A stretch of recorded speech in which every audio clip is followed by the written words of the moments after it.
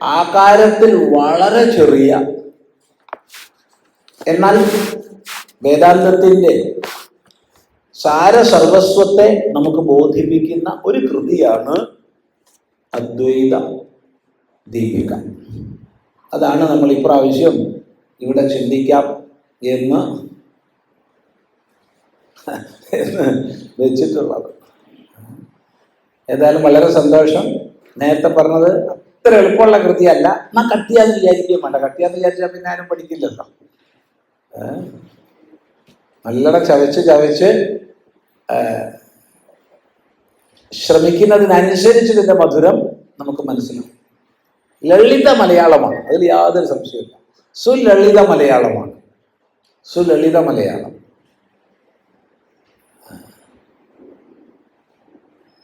നല്ല മനനം ചെയ്ത് നമുക്ക് ഉള്ളിലേക്ക് പോവാം. ഏതായാലും കേവലം 19 ശ്ലോകങ്ങൾ മാത്രമേ ഉള്ളൂ. 19 ശ്ലോകങ്ങൾ. അതിൽ നമുക്ക് ഓരോന്നായി ശ്രദ്ധിക്കാം. ഏതായാലും കൃതി അദ്വൈത ദീപികയാണ്. ദീപിക എന്ന് പറഞ്ഞാൽ ദീപനം ചെയ്യുന്നവൾ, പ്രകാശിപ്പിക്കുന്നവൾ എന്നാണ് അർത്ഥം. ദീപിക നമ്മൾ സാധാരണ പ്രയോഗിക്കുന്ന ശബ്ദമാണ് ദീപം, അല്ലേ? ദീപം എന്നുള്ളത് നമ്മൾ സാധാരണ പ്രയോഗിക്കുന്ന ശബ്ദമാണ്. എന്താ ദീപം? വിളക്ക്. ദീപത്തിന്റെ ധർമ്മം എന്താ? പ്രകാശിക്കുകയുമാണ്, പ്രകാശിപ്പിക്കുകയുമാണ്. ദീപത്തിന്റെ പ്രകാശധർമ്മം കൊണ്ട് നമ്മൾ ആരും ദീപത്തെ സ്വീകരിക്കാറില്ല. നമ്മൾ ദീപത്തെ സ്വീകരിക്കുന്നത് ദീപത്തിന്റെ പ്രകാശക ധർമ്മം കൊണ്ടാണ്. അത് ശ്രദ്ധിക്കുക. അപ്പൊ പ്രകാശിപ്പിക്കുക എന്നുള്ളതാണ് ദീപം കൊണ്ട് നമുക്കുള്ള പ്രയോജനം. ആ ധർമ്മത്തെയാണ് നമ്മൾ കാണുന്നത് ദീപത്തിൽ. അപ്പൊ ദീപനം ചെയ്യുക, പ്രകാശിപ്പിക്കുക, അതാണ് ദീപിക. ദീപിക നമുക്ക് ദീപകം എന്ന് വേണമെങ്കിൽ നപുംസകത്തിൽ പറയാം, ദീപിക എന്ന് സ്ത്രീലിംഗത്തിൽ പറയാം. ഇപ്പൊ ദീപിക ശബ്ദം സ്ത്രീലിംഗത്തിലാണ്. ദീപിക പ്രകാശിപ്പിക്കുന്നവൾ. എന്തിനെ പ്രകാശിപ്പിക്കുന്നവള്? അദ്വൈതത്തെ. അദ്വൈതം അല്ലാത്തൊരു പദപ്രയോഗമാണ് അദ്വൈതം എന്നുള്ളത്.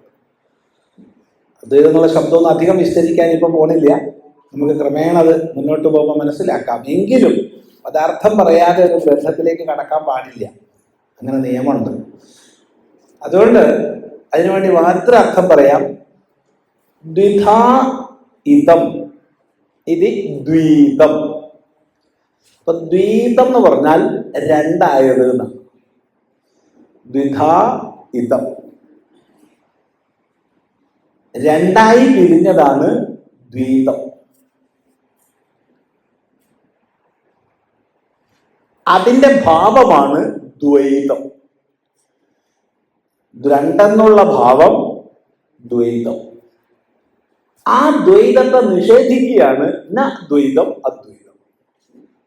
ദ്വൈതമില്ല, രണ്ടായി പിരിഞ്ഞ ഭാവമില്ല എന്ന് നിഷേധിക്കുന്നതാണ് അദ്വൈതം. ഒന്നും മനസ്സിലായില്ലല്ലോ. നോക്കൂ, എന്ന് മനുഷ്യൻ എന്ന് പറഞ്ഞാൽ മനനശേഷിയോട് കൂടിയവൻ, വിശേഷ ബുദ്ധിയുള്ളവൻ. ഈ അവൻ എന്ന് പറഞ്ഞുകൊണ്ട് അവൾ എന്നില്ലാതെ ആരും മനസ്സിലാക്കരുത്. നമ്മൾ പുല്ലിംഗം സ്ത്രീലിംഗം ഒന്നും ഉദ്ദേശിക്കുന്നില്ല. ആണ് പെണ്ണ് എന്നുള്ള വ്യത്യാസങ്ങളൊന്നും ഇവിടെ കൽപ്പിക്കുന്നില്ല. മനുഷ്യൻ എന്ന് പറഞ്ഞാൽ വിശേഷ ബുദ്ധിയുള്ള, വിചാരശേഷിയുള്ള മനുഷ്യൻ എന്ന് ആവിർഭവിച്ചു അന്ന് മുതൽ അവൻ സത്യാന്വേഷിയാണ്. ഒരു സംശയമില്ലാതെ പറയാം. ഞാൻ എൻ്റെ ചുറ്റും കാണുന്ന ഈ വൈവിധ്യപൂർണമായ പ്രപഞ്ചം എന്താണ്? ഇതെവിടുന്നാണ് ഉണ്ടായിട്ടുള്ളത്? ഒരു കാര്യം ഉണ്ടെങ്കിൽ കാരണം ഉണ്ടാവണമല്ലോ. അപ്പൊ ഈ പ്രപഞ്ചമാകുന്ന മഹാകാര്യത്തിന്റെ കാരണം എന്താണ്? ഇതെന്ത്?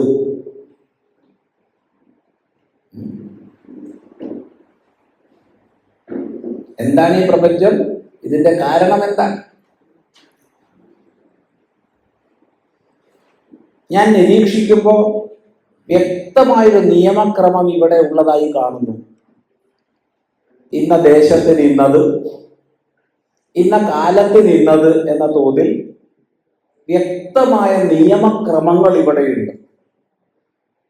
നിയമക്രമങ്ങൾ ഉണ്ടെങ്കിൽ നിശ്ചയമായും നിയാമകനുണ്ടാകണം. ആരാണ് ഇതിൻ്റെയൊക്കെ നിയാമകൻ? ആരാണ് ഇതിനെയൊക്കെ നിയന്ത്രിക്കുന്നത്? ഈ ജഗത്ത് എന്ത്? ജഗത്തിന്റെ കാരണമെന്ത്? ജഗത്തിന്റെ നിയന്താവാര്? ഇപ്രകാരമൊക്കെ ചിന്തിക്കുന്ന ഞാനാര്? ആരാ ഞാൻ? ഞാൻ ഈ ശരീരത്തിൽ ഇരിക്കുന്നു. ഞാൻ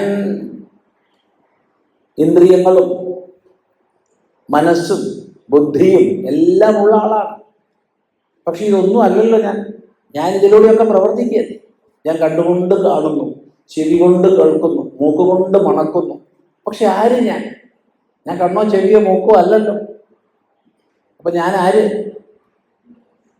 ചുരുക്കി പറയട്ടെ, ജഗത്ത്, ഈശ്വരൻ, ജീവൻ, ഈ മൂന്ന് വിഷയങ്ങളെ സംബന്ധിച്ച് എന്നും മനുഷ്യൻ ചിന്തിച്ചിട്ടുണ്ട്,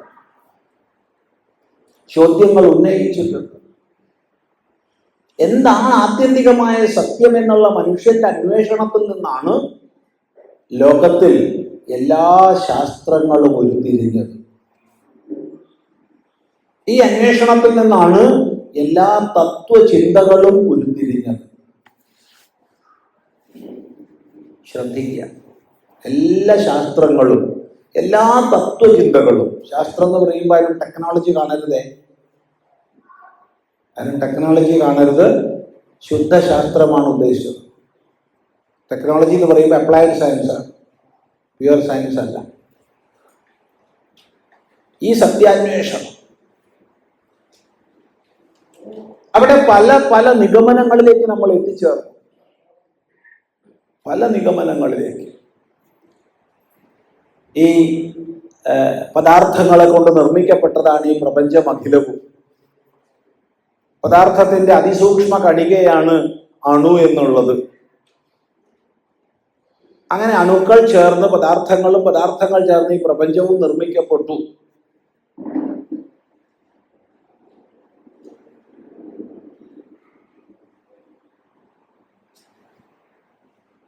അതിന് പിന്നിലൊരു പ്രത്യേകം ശക്തിവിശേഷമൊന്നും ചിന്തിക്കപ്പെടേണ്ടതില്ല. അത് സ്വാഭാവികമായ പരിണാമത്തിനനുസരിച്ച് സംഭവിക്കുന്നതാണ്.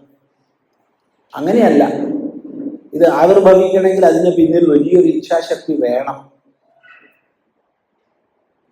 ആ ഇച്ഛാശക്തി ഈശ്വരനാണ്. അങ്ങനെ ഈശ്വരനെ കുറിച്ചൊന്നും ചിന്തിക്കേണ്ട ആവശ്യമില്ല. ശക്തിയും ദ്രവ്യവും എന്നുള്ള രണ്ടിൽ നിന്നാണ് ഇതൊക്കെ ആവിർഭവിച്ചിട്ടുള്ളത്. ഇങ്ങനെ പല പല ചിന്താ പദ്ധതികൾ ഈ ഭാരതത്തിലെ ഋഷിമാര് മുന്നോട്ട് വെച്ചു. പല ചിന്താ പദ്ധതികൾ ലോകത്തിന്റെ വിവിധ പ്രദേശങ്ങളിൽ വികസിച്ച പല തത്വചിന്താ പദ്ധതികൾ ഇതിന്റെ പല അംശങ്ങളെക്കുറിച്ചും ചർച്ച ചെയ്തു. അതിൽ മുഖ്യമായി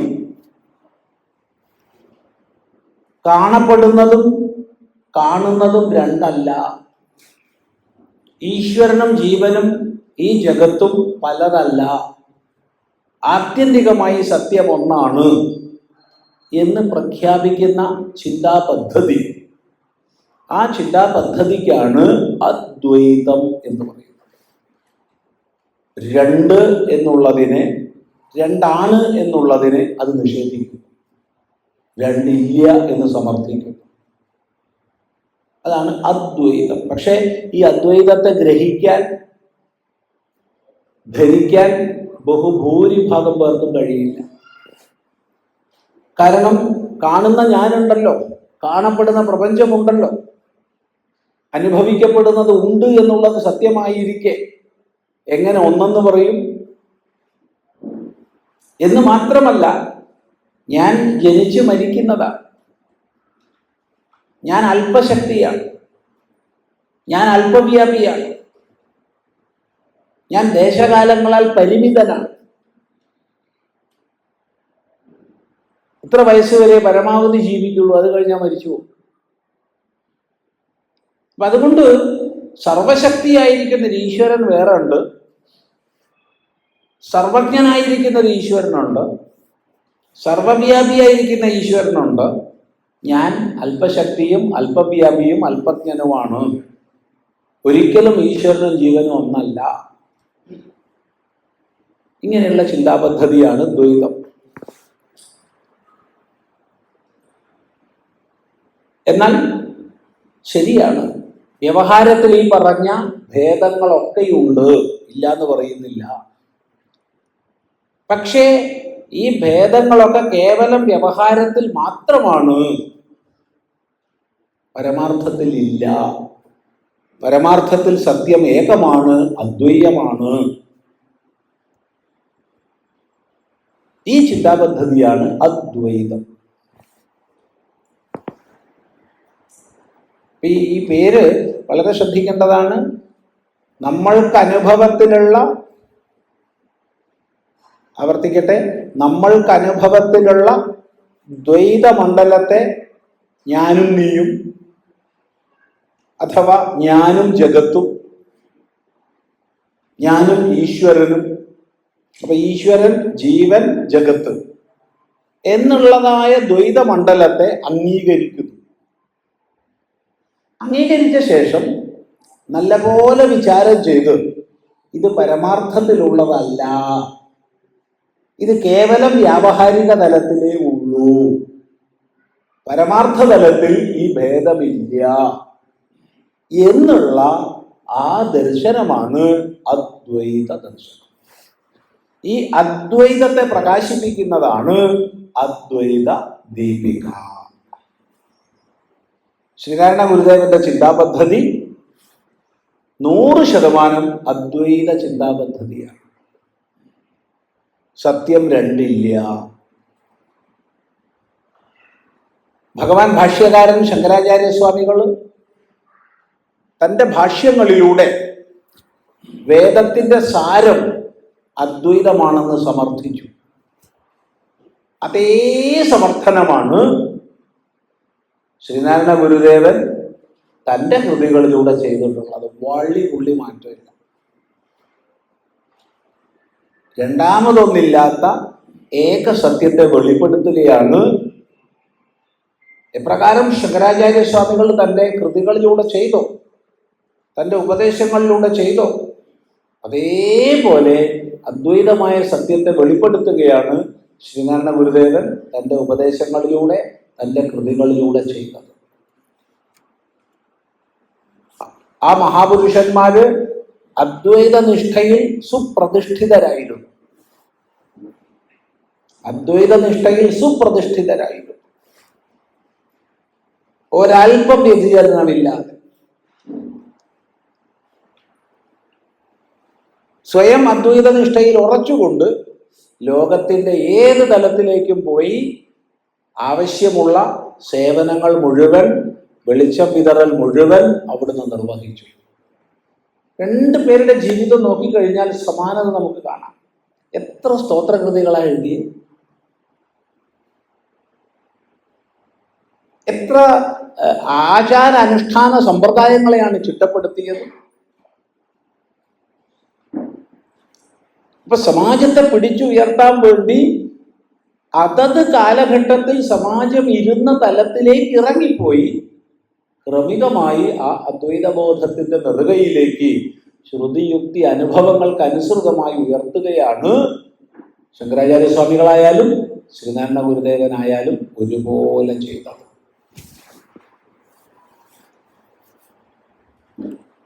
ശ്രദ്ധിക്കുക. എന്തായാലും ഈ അദ്വൈതത്തെ നേഹ നാനാസ്തി കിഞ്ചന, ഇവിടെ പലതില്ല തന്നെ. ഏകം സത്, സത്യമായതൊന്നേ ഉള്ളൂ. നേഹ നാനാസ്തി കിഞ്ചന, ഇവിടെ പലതില്ല തന്നെ. ഏകമേവ അദ്വിതീയം, രണ്ടാമതൊന്നില്ലാത്ത ഏകം എന്ന് ശ്രുതി വേദം ആവർത്തിച്ച് പറഞ്ഞ ആ അദ്വൈത ബോധത്തെ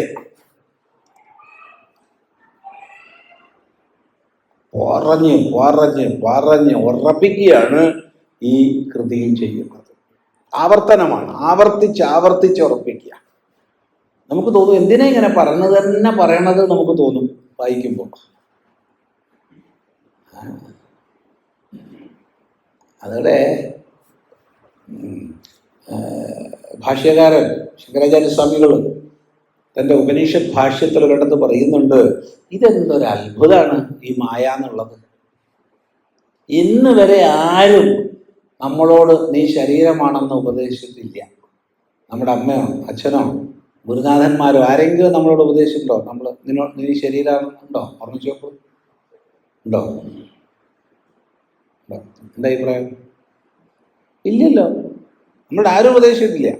എന്നാൽ വേദം ആവർത്തിച്ച് ഉപദേശിക്കുന്നു, നീ ശരീരമല്ല, നീ സച്ചിദാനന്ദമാണെന്ന് വേദം ആവർത്തിച്ച് ഉപദേശിക്കുന്നു. എന്നിട്ടും ഈ ജനങ്ങള് ഈ ജഡമായിരിക്കുന്ന വസ്തുവെ തന്നെ ഞാനെന്ന് മനസ്സിലാക്കണമല്ലോ, ഇതെന്തൊരു അത്ഭുതം അത് എന്ന് ശങ്കരാചാര്യസ്വാമികൾ ഭാഷ്യത്തിൽ, ഉപനിഷത്ത് ഭാഷ്യത്തിൽ പറയുന്നുണ്ട്. അത് മനസ്സിലാക്കി അങ്ങോട്ട് ഉറപ്പിച്ചു വെച്ചതായതുകൊണ്ട് വീണ്ടും പറഞ്ഞത് തന്നെ പറഞ്ഞ് ഇതാണ് നിന്റെ സ്വരൂപം എന്ന് ഗുരുനാഥൻ നമ്മളെ ഓർമ്മിപ്പിക്കുകയാണ്. അങ്ങനെ ആവർത്തിച്ച് പറഞ്ഞ് അദ്വൈതത്തെ വെളിപ്പെടുത്തുന്ന ഒരു കൃതിയാണ് അദ്വൈത ദീപിക. അദ്വൈത പദാർത്ഥമൊക്കെ നമുക്ക് മുന്നോട്ട് പോകുമ്പോൾ വീണ്ടും ചിന്തിക്കേണ്ടതായിട്ട് വരും. അധികം മുഖവുര പറഞ്ഞിരുന്നാൽ പിന്നെ ഗ്രന്ഥത്തിലേക്ക് പ്രവേശിക്കൽ ഉണ്ടാവില്ല. അതുകൊണ്ട് പതുക്കെ പ്രവേശിക്കുകയാണ്. നോക്കൂ. പേരായിരം പ്രതിഭയായിരമിങ്ങിവറ്റിൽ ആരാലെഴും വിഷയമായിരമാം പ്രപഞ്ചം ഓരായികിൽ നേരിതു കിനാവുണരും വരേക്കും നേരാമുണർന്നളവുണർന്നവനാമശേഷം. എല്ലാവരുടെ കയ്യിലും ഇത് പ്രിന്റ് ചെയ്ത സാധനമുണ്ട്. അതൊക്കെ ഇതിൻ്റെ സംഘാടകർ എത്തിച്ചിട്ടുണ്ട് നമുക്ക്. അപ്പം നമുക്കത് ചൊല്ലി പഠിക്കാനും ഈ കൂട്ടത്തിൽ പാട്ടുപാടാൻ അറിയുന്ന ആരെങ്കിലും ഉണ്ടെങ്കിൽ മനോഹരമായിട്ട് പാടാൻ പറ്റുമോ? ഞാനാറ്റ പാടുകയാണെങ്കിൽ നമുക്ക് പിരിച്ചു വിടാനേ പറ്റുള്ളൂ. അത് തീർന്ന് പിരിഞ്ഞു പോകണമെങ്കിൽ ചിദാനന്ദ ഗുരുസ്വാമി ഒന്ന് പാടിയാൽ മതി എന്ന് പറഞ്ഞാൽ വിജയിക്കും. അല്ലാതെ വയ്യ. പാടാൻ അറിയുന്ന ആരെങ്കിലും ഉണ്ടെങ്കിൽ മുന്നോട്ട് വരാം, പാടാം. ഇല്ലെങ്കിൽ നമുക്ക് ഇങ്ങനെ വായിക്കാം. പേരായിരം പ്രതിഭയായിരമിങ്ങി വറ്റിലാരാലെഴും വിഷയമായിരമാം പ്രപഞ്ചം. ഒന്ന് ചൊല്ലിക്കൂടെ?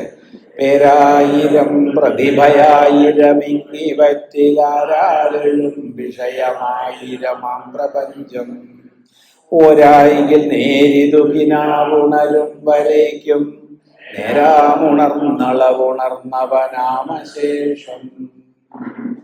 ഓരായികിൽ നേരിതു കിനാവുണരും വരേക്കും നേരാമുണർന്നളവുണർന്നവനാമശേഷം. പേരായിരം, പേര് ആയിരം, പ്രതിഭ ആയിരം. ഇങ്, ഇതാണ് ഇങ്ങുള്ള സ്തുതിയാ അപ്പൊ പറഞ്ഞത്. ഇവറ്റിൽ ആരാൽ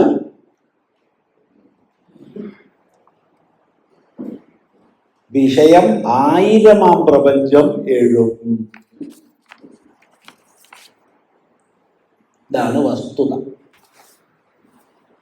എന്താ അത് മനസ്സിലായില്ലല്ലോ? പറയാം. ഓരായികിൽ, നേര് ഇത്.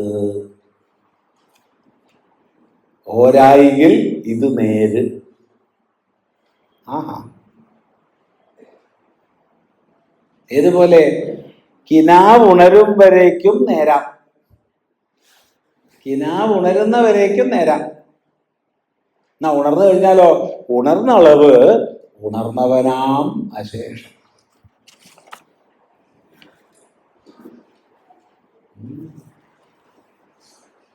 നോക്കൂ, പേരായിരം. ഈ ആയിരം എന്ന് പറഞ്ഞാൽ ആയിരം നല്ല അർത്ഥം. ആയിരം എന്നുള്ള ശബ്ദം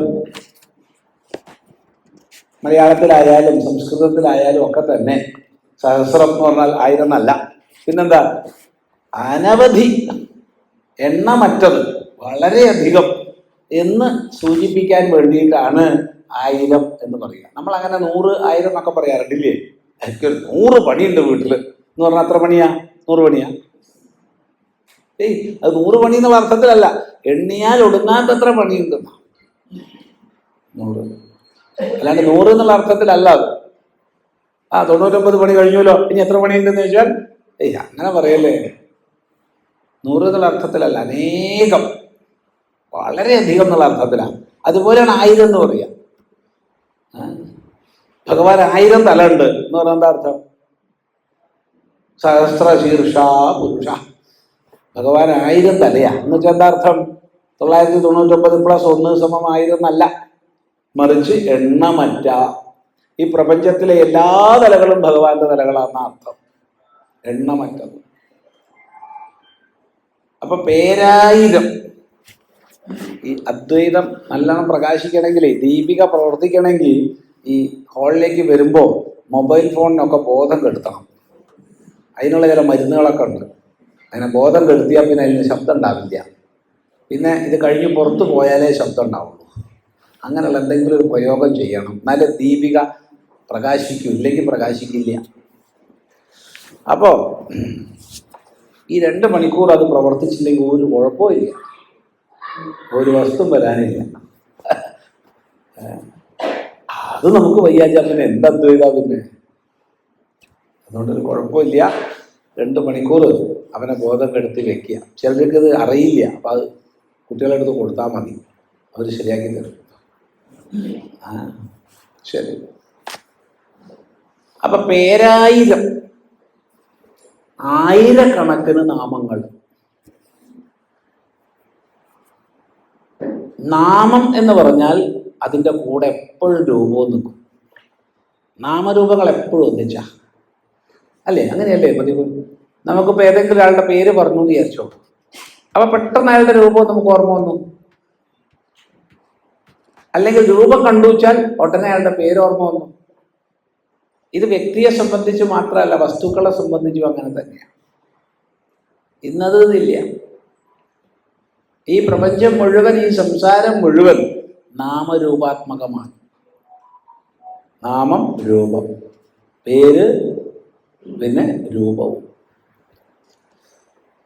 ഇതിലൂടെയാണ് നമ്മൾ ഈ പ്രപഞ്ചത്തെ മുഴുവൻ അറിയുന്നത്. എല്ലാം ഈ സംസാരത്തിൻ്റെ സാരം നാമരൂപങ്ങളാണെന്ന് പറയാം. ഒരാള് സ്വാമി ചിദാനന്ദപുരി എന്ന് വിളിച്ചിട്ട് എന്തെങ്കിലും വലിയ തെറി പറഞ്ഞു എന്ന് വിചാരിച്ചോളൂ. എന്താ തെറി എന്ന് ചോദിച്ചാൽ എനിക്ക് അറിയില്ല കേട്ടോ. തെറിയാന്ന് കണക്കാക്കണത്. അപ്പം എനിക്ക് ദേഷ്യമായി. പലപ്പോഴും തെറിയെന്ന് കണക്കാക്കണ ശബ്ദങ്ങൾ ശുദ്ധമായി ചിന്തിച്ചാൽ തെറിയല്ല. ആണോ? എന്താ അഭിപ്രായം? നിങ്ങളുടെ അഭിപ്രായം എന്താ? ഇപ്പം എന്നെ ഒരാളെ മുഖത്ത് നോക്കിയിട്ട് പട്ടീന്ന് വിളിച്ചു വിചാരിക്കുക. ഒന്നും കൂടി ഗ്രേഡ് കൂട്ടിയിട്ട് പട്ടിയുടെ മകനേന്ന് വിളിച്ചു വിചാരിക്കുക. എനിക്ക് ഉറപ്പാണ് ഞാൻ മനുഷ്യനാണ്. ഞാൻ മനുഷ്യനാണ്, ഞാൻ ഒരിക്കലും പട്ടിയല്ല. അതുകൊണ്ട് അയാളുടെ കണ്ണിന് കാര്യമായ എന്തോ ഒരു കുഴപ്പമുണ്ട് എന്നുള്ള സഹതാപവും, സാധിക്കുമെങ്കിൽ അയാളെ ഒരു കണ്ണ് ഡോക്ടറെ കാണിക്കണം എന്നുള്ള ചിന്തയും മാത്രമേ എൻ്റെ ഉള്ളിലുണ്ടാവുള്ളൂ. തുറന്നു പറയുകയാണ്, എനിക്ക് ദേഷ്യം ഉണ്ടാവില്ല അയാളോട്. കാരണം ആർക്കാ കുഴപ്പം? ഈ മനുഷ്യരൂപമുള്ള എന്നെ കണ്ടിട്ട് അയാൾക്ക് തോന്നുകയാണ് ഇത് പട്ടിയാണ്. ആർക്കാ കുഴപ്പം? എനിക്കാണോ അയാൾക്കാണോ? ആർക്കാ കുഴപ്പം? അതുകൊണ്ട് എനിക്ക് ദേഷ്യം പിടിക്കില്ല അക്കാര്യത്തിൽ. ദേഷ്യം പിടിക്കില്ല എന്നൊന്നും പറഞ്ഞിട്ടില്ല കേട്ടോ, അങ്ങനെ പറഞ്ഞാൽ കള്ളത്തരാ. മറിച്ച് ഇങ്ങനെ ഒരാൾ വിളിച്ചാൽ എനിക്ക് ദേഷ്യം പിടിക്കില്ല, ഉറപ്പാണ്. കാരണം പാവം ഈ മനുഷ്യരൂപമായിട്ട് എന്നെ കണ്ടിട്ട് അയാൾക്ക് അങ്ങനെയാണല്ലോ തോന്നുന്നത് എന്നേ ഞാൻ ചിന്തിക്കും, മറ്റു രീതിയിൽ ചിന്തിക്കില്ല. എന്നാലും എനിക്കാണ്ട് സങ്കല്പിക്കുക, ദേഷ്യം പിടിച്ചു എന്നാണ്ട് സങ്കല്പിക്കാലോ, അതിന് വിരോധമില്ലല്ലോ. ഒന്ന് ആലോചിച്ച് നോക്കൂ, ഈ പേരിനോടുള്ള താതാത്മ്യം മാറാനാണ് ആദ്യം ഒരു പ്രാവശ്യം പേര് മാറ്റിയത്. അത് കഴിഞ്ഞ് സന്യാസ ദീക്ഷ സ്വീകരിച്ചപ്പോൾ ഒന്നും കൂടി മാറ്റി. എൻ്റെ ജീവിതത്തിൽ അതിനിടയ്ക്ക് ഒന്നുണ്ടായിട്ടുണ്ട് കേട്ടോ, ഇനി അതും പറയാം. അതിനിടയ്ക്ക് ഒരു പേര് മാറ്റിയിട്ടുണ്ട്. എന്തിനാ പേര് മാറ്റണേ? പേരിനോടുള്ള താതാത്മ്യം ഇതല്ല ഞാൻ എന്ന് അനുസന്ധാനം ചെയ്യാൻ വേണ്ടിയിട്ടാണ്. അത് കഴിഞ്ഞ് സ്വാമി ചിദാനന്ദപുരി എന്നുള്ള പേര് എനിക്ക് കിട്ടിയത് 1989 1989 ഫെബ്രുവരിയിൽ. അതുവരെ സ്വാമി ചിദാനന്ദപുരി ഇല്ല. എന്നാൽ അതിൻ്റെ 2 കൊല്ലം മുമ്പ് സ്വാമി ചിദാനന്ദന് കിട്ടി. പുരി ഇല്ലാന്നേ ഉള്ളൂ, പുരിയില്ല, പുരി പിന്നെ വന്നതാ. അപ്പൊ എന്തിനാണ് ഇങ്ങനെ പേരുകൾ മാറ്റിയത്? ഈ പേരല്ല ഞാൻ പേരല്ല. പേരെന്നുള്ളത് വ്യവഹാര സിദ്ധിക്ക് വേണ്ടിയിട്ടുള്ള, തിരിച്ചറിവിന് വേണ്ടിയിട്ടുള്ള ഒന്ന് മാത്രമാണ്. നമുക്കൊക്കെ അതിനല്ലേ പേരിട്ടത്? അല്ല, പേരാണോ നമ്മൾ? അല്ലല്ല, ഉറപ്പല്ലേ? ആർക്കെങ്കിലും സംശയമുണ്ടോ? ഞാൻ പേരാന്ന് ആരെങ്കിലും വിചാരിക്കുന്നുണ്ടോ? അല്ലല്ലോ. എന്നെ തിരിച്ചറിയാൻ വേണ്ടിയുള്ളൊരു ഉപാധിയാണ് പേര്.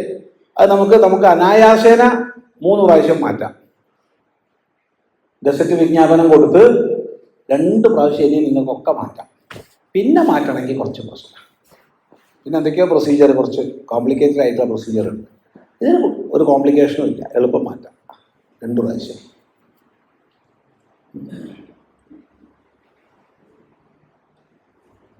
അപ്പൊ നമുക്ക് ഇത് ഞാനല്ലെന്ന് അറിഞ്ഞിട്ടും പേരിനോടുള്ള താതാത്മ്യം നോക്കൂ.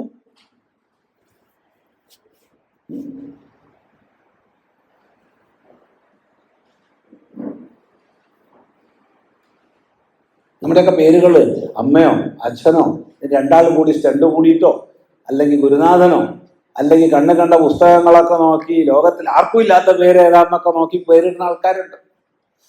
കഴിഞ്ഞ ദിവസം ഒരു അമ്മ വന്ന് പറഞ്ഞു, സ്വാമി ആർക്കും ഇല്ലാത്തൊരു പേര് പറഞ്ഞു തരണം കുട്ടിക്ക്. അപ്പം പിന്നെ എന്നോട് ചോദിക്കണ്ട, നിങ്ങൾ ഇട്ടോളൂ. അവരുടെ ഡിമാൻഡ് അത് ആർക്കും ഇല്ലാത്ത പേര് വേണം. അപ്പൊ കേൾക്കുന്നവർക്ക് മനസ്സിലാവും എന്താ സാധനം അല്ലേ? ആലോചിച്ചു, ആർക്കും ഇല്ലാത്തൊരു പേര് വേണം സ്വാമി. എനിക്ക് വയ്യാതിടാൻ, ആർക്കെങ്കിലും ഉള്ളതേ എനിക്ക് ഇടാൻ അറിയുള്ളൂ. ഞാൻ 1000 കുട്ടിയൊക്കെ പേരിട്ടത്, 1000 പേരിട്ടു. എത്ര കുട്ടിയൊക്കെ ആ പേരിട്ടതെന്ന് അറിയില്ല. അപ്പോ പേര് മറ്റൊരാൾ നമ്മളിൽ കൽപ്പിച്ചതാണ്, പക്ഷെ അതിനോട് സത്യത്വ ബുദ്ധി. പേരിനോട് ചേർന്ന് ഉടനെ രൂപം വരും, രൂപസങ്കല്പം. രൂപവും നമുക്ക് ദിവസം തോറും മാറുന്നതാ അല്ലേ? 22 കൊല്ലമായി ഇവിടെ ചിദാനന്ദപുരി സ്വാമി പ്രഭാഷണം എന്ന് പറഞ്ഞു. ആരുടെങ്കിലും 22 കൊല്ലം മുമ്പുള്ള നോട്ടീസ്, അതിൻ്റെ എന്തെങ്കിലും ചിത്രങ്ങളോ മറ്റോ ഉണ്ടെങ്കിൽ നോക്കിയാൽ മതി. എന്ത് മാറ്റം വന്നു! അന്ന് നരച്ചിട്ടേ ഇല്ല, ഇന്നിപ്പോ ഒക്കെ നരയാണ്.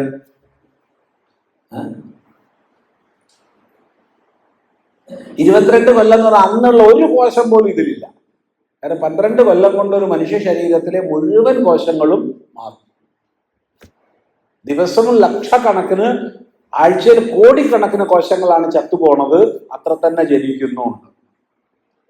ജനിക്കുന്നതിന്റെ തോത് കുറയുക എന്ന് വരുമ്പോൾ ജര ബാധിക്കാൻ തുടങ്ങും. കഷ്ടി ബാധിക്കാൻ തുടങ്ങുന്നുണ്ട്, ഇത്രയേ ഉള്ളൂ, ബാധിച്ചിട്ടില്ല.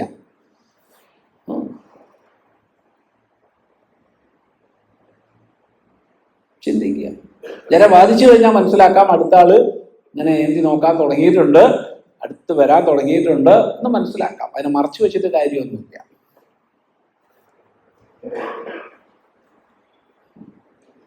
നിത്യവും മാറിക്കൊണ്ടിരിക്കുന്ന രൂപം.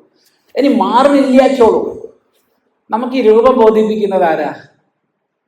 നമുക്ക് രൂപം ബോധിപ്പിക്കുന്നത് ആരാ? സ്വാമി അത് ബുദ്ധിയാണ്, സമ്മതിച്ചു. എന്നാലും നമ്മൾ രൂപം കാണുന്നത് പ്രകാശം കൊണ്ടല്ലേ. ഈ പ്രകാശത്തിന്റെ സ്രോതസ്സോ സ്വാമി ഇവിടെ ഇലക്ട്രിസിറ്റിയാണ്, ആയിക്കോട്ടെ. നമ്മെ സംബന്ധിച്ച് പ്രകാശത്തിന്റെ സ്രോതസ് സൂര്യനാണ്. നമ്മെ സംബന്ധിച്ച് ആർക്കെങ്കിലും അഭിപ്രായ വ്യത്യാസം ഉണ്ടെങ്കിൽ പറയാട്ടോ. നമ്മുടെ എല്ലാ പ്രകാശത്തിൻ്റെയും സ്രോതസ് സൂര്യനാണ്. സോളാർ എനർജി മാത്രമല്ല, നമുക്ക് കിട്ടുന്ന എല്ലാം സൂര്യൻ്റെ ഊർജത്തിൻ്റെ വകഭേദങ്ങളാണ് നമുക്ക് കിട്ടുന്നത്. അങ്ങനെ അത് പ്രകാശിപ്പിക്കുന്നു. അതിൻ്റെ അനുഗ്രഹം കൊണ്ട് നമ്മുടെ ഇന്ദ്രിയങ്ങൾ, അന്ധകരണമൊക്കെ ചേർന്ന് പ്രവർത്തിക്കുന്നു. നമുക്ക് രൂപജ്ഞാനം ഉണ്ടാകും. ഇത് രൂപമാണ്, ഇത് ശബ്ദമാണ്. ഈ നാമരൂപങ്ങളെ കൊണ്ടാണ്, ശബ്ദം, രൂപം എന്നിവയെ കൊണ്ടാണ് ഈ പ്രപഞ്ചം, ഈ സംസാരം മുഴുവൻ പ്രകാശിക്കുന്നത്. ആണല്ലോ? ആർക്കെങ്കിലും അഭിപ്രായ വ്യത്യാസം ഉണ്ടെങ്കിൽ പറയണം. പേരായിരം. പേരെന്ന് പറയുമ്പോൾ സ്വാഭാവികമായിട്ട് നാമം, രൂപം രണ്ടും വരും. ഈ പേര് കേൾക്കുമ്പോൾ, അഥവാ രൂപം കാണുമ്പോൾ, അഥവാ ഇവയെക്കുറിച്ച് നമ്മൾ സ്മരിക്കുമ്പോൾ ഉടനെ അന്ധകരണത്തിൽ പ്രതിഭ. പ്രതിഭ എന്നുള്ളതിന് ഇവിടെ പ്രതിവിഷയം ഉണ്ടാകുന്ന ഭാനം എന്നർത്ഥം എടുത്താൽ മതി. പ്രതിഭ, കാവ്യത്തിലുള്ള പ്രതിഭ അവിടെ എടുക്കണ്ട. കാവ്യത്തിൽ പ്രതിഭ എന്ന് പറഞ്ഞാൽ നവനവോന്മേഷശാലിനി ബുദ്ധി അഥവാ പ്രജ്ഞാ പ്രതിഭ എന്ന നിർവചനം. കാവ്യത്തിലൊക്കെ പറയുമ്പോൾ പ്രതിഭ എന്ന് പറഞ്ഞാൽ നവനവോന്മേഷശാലിനി ബുദ്ധി അഥവാ പ്രജ്ഞാ പ്രതിഭ. ഈ കലാകാരന്മാരുടെയൊക്കെ പ്രതിഭ നമ്മൾ പറയാറുണ്ട്. ഈ കവിത എഴുതുന്ന ആൾക്കാരുടെ ഇപ്പൊ ചർച്ചാ വിഷയം തന്നെ പത. നാട്ടുകാരൊക്കെ നന്നായി തോന്നുന്നു. സാഹിത്യ ചർച്ചയൊക്കെ ഒന്ന് കൂടിയിട്ടുണ്ട് ഇപ്പൊ നാട്ടിൽ. ഇല്ലേ? അതെ. ഈ മൊത്തം ഒരു സാഹിത്യ ചർച്ചയിലാണ് അപ്പൊ നമ്മൾ കേരളം. എന്താണ്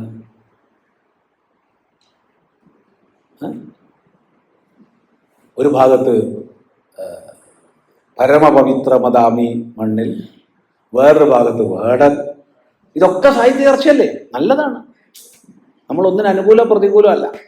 ഒന്നിന് അനുകൂലം പറഞ്ഞിട്ടില്ല, പ്രതികൂലവും പറഞ്ഞിട്ടില്ല. ചിദാനന്ദ സ്വാമിയുടെ അഭിപ്രായം ഒന്നിലും പറഞ്ഞിട്ടില്ല, ആരെ സംബന്ധിച്ചും പറഞ്ഞിട്ടില്ല. പക്ഷെ ചർച്ചകൾ കാണുമ്പോൾ കേൾക്കുമ്പോൾ സന്തോഷമുണ്ട്. കാരണം നമ്മൾ സാഹിത്യത്തിലേക്കൊക്കെ ആയി ചർച്ച, സമാജത്തിന്റെ ചർച്ച സാഹിത്യത്തിലേക്ക് ആവുക എന്ന് പറയുമ്പോൾ സമാജം അത്ര ഉയർന്നു എന്ന അർത്ഥം. എന്ത് ചർച്ചയാണ്? ഇപ്പൊ സാഹിത്യത്തിൽ ഈ പ്രതിഭ എന്ന് പറഞ്ഞാൽ നവനവോന്മേഷശാലിനി പ്രജ്ഞ, പുതിയ പുതിയ പുതിയ പുതിയ ഉന്മേഷത്തോടു കൂടി പുതിയ പുതിയ ആശയങ്ങൾ പ്രകാശിക്കുന്നതിനാണ് പ്രതിഭ എന്ന് പറയുന്നത്. അല്ലാണ്ട് പഴയത് തന്നെ ആവർത്തിച്ച് പറയണതല്ല പ്രതിഭ. അതാത് സെക്കൻഡിൽ പുതിയ പുതിയ ആശയങ്ങൾ വരണം, അതിനാണ് പ്രതിഭ എന്ന് പറയുന്നത്. അങ്ങനെയാണ് ചിത്രകാരന്മാർ ചിത്രം വരയ്ക്കുന്നത്, അങ്ങനെയാണ് ശില്പികൾ ശില്പം ഉണ്ടാക്കുന്നത്, അങ്ങനെയാണ് സാഹിത്യകാരന്മാർ സാഹിത്യ രചന ചെയ്യുന്നത്. കലാകാരന്മാർ ഏത് കലയായാലും ആവിഷ്കരിക്കുന്നത് അങ്ങനെയാണ്. പ്രതിഭയെ നമ്മൾ അംഗീകരിച്ചാൽ മാത്രമേ കലയെ, സാഹിത്യത്തെ നമുക്ക് ആദരിക്കാൻ കഴിയൂ. എൻ്റെ ഗുരുനാഥൻ പാടിയ പോലെ തന്നെ ഞാനും പാടണമെന്ന് പറഞ്ഞാൽ പിന്നെ ഗുരുനാഥൻ തന്നെ പാടിയാൽ പോരാ, നീ പാടണം. അപ്പൊ എൻ്റെതായ സംഗതികൾ ഞാൻ കൂട്ടിച്ചേർക്കുമ്പോൾ അത് എൻ്റെ പാട്ടായി. പക്ഷേ ഗുരുനാഥൻ പഠിപ്പിച്ച രാഗം, താളം, അതിൽ മാറ്റമില്ല. ആ രാഗതാളങ്ങളുടെ ഫ്രെയിമിനുള്ളിൽ നിന്നുകൊണ്ട് എൻ്റെതായ സംഗതികളെ ഞാൻ കൂട്ടുമ്പോൾ എൻ്റെ പാട്ടിൻ്റെ മഹിമയായി. ഞാൻ പഠിപ്പിച്ചത് തന്നെ എൻ്റെ ശിഷ്യൻ പാടാൻ പാടുള്ളൂ എന്ന് പറഞ്ഞാൽ അവൻ ഗുരുവല്ല. മറിച്ച് ശിഷ്യൻ്റെതായ സംഗതികളെ കൂട്ടി ശിഷ്യൻ പാടുമ്പോൾ അത് അടുത്ത തലമുറയിലേക്ക് വികസിതമായി. അതാണ് പ്രതിഭ. ചിന്തിക്കുക. എന്നാൽ ഇവിടെ ആ അർത്ഥത്തിലല്ല. പിന്നെ ഇവിടെ ഏതർത്ഥത്തിലാ? ഒരു ശബ്ദം കേൾക്കുമ്പോൾ, ഒരു രൂപം കാണുമ്പോൾ, ഒരു വസ്തുജ്ഞാനം നമുക്കുണ്ടാവുന്നുണ്ടെങ്കിൽ പ്രതിവിഷയം ഭാനം ഉണ്ടാവുന്നുണ്ട്. ഭാനം പ്രകാശം. ഇത് ഒരു നിലവിളക്കാണ്. ആ നിലവിളക്കിൽ എണ്ണ കുറഞ്ഞുകൊണ്ടിരിക്കുന്നുണ്ട്. അപ്പോൾ കുറച്ചു നേരം കൂടി കഴിഞ്ഞാൽ അത് പടുതിരി കത്താൻ തുടങ്ങും. ഒന്നുകിൽ കെടുത്തി വെക്കണം, അല്ലെങ്കിൽ എണ്ണ ഒഴിക്കണം. എന്താണ് കണ്ടപ്പോൾ തോന്നിയതാണ് ഇപ്പം അത്, ഇല്ലേ? അപ്പൊ അത് കേട്ടപ്പോൾ അയാൾക്കും തോന്നി. അതാണ് മനസ്സിലാക്കുക. അപ്പൊ ഏതൊരു വിഷയം ശബ്ദ രൂപഭാവത്തിൽ എന്തിനെ നമ്മൾ ഉൾക്കൊള്ളുമ്പോഴും ഒട്ടനെ അതിന്റെ ഭാനം നമുക്കുണ്ടായി. ഇത് മനുഷ്യനാണ്, ഇതൊരു മൈക്രോഫോണാണ്. അങ്ങനെ ആയിരക്കണക്കിന് അറിവുകൾ നമ്മളിൽ ഓരോ നിമിഷവും ഉണ്ടാവുകയാണ്. ഈ അറിവുകളൊക്കെ ശരിയാണോ തെറ്റാണോ എന്നുള്ളത് നല്ല വിഷയം. ഉണ്ടാവുകയാണല്ലോ. ശരിയാണോ തെറ്റാണോ എന്ന് വെച്ചാൽ എന്താ മറുപടി? ഇപ്പോൾ ഇവിടെ ഇത് ശരിയാണ്, അത്രേ പറയാനുള്ളൂ. ഇപ്പൊ നമ്മള് സൂര്യപ്രകാശത്തിലാണല്ലോ കാണുന്നത്, ഇല്ലേ? നമ്മൾ പരസ്പരം കാണുന്നത് സൂര്യപ്രകാശത്തിലാണ്. ഇപ്പൊ നമ്മൾ കാണുന്ന സൂര്യൻ ഇപ്പൊ ഉള്ള സൂര്യനാണോ അല്ലോ? എന്ത് പൊട്ടത്തരായി സ്വാമി ചോദിക്കണത്? അത് തന്നെ ചോദിക്കണം. ഇപ്പൊ നമ്മൾ കാണുന്ന സൂര്യൻ ഇപ്പൊ ഉള്ളതാണോ അല്ലയോ? അല്ല.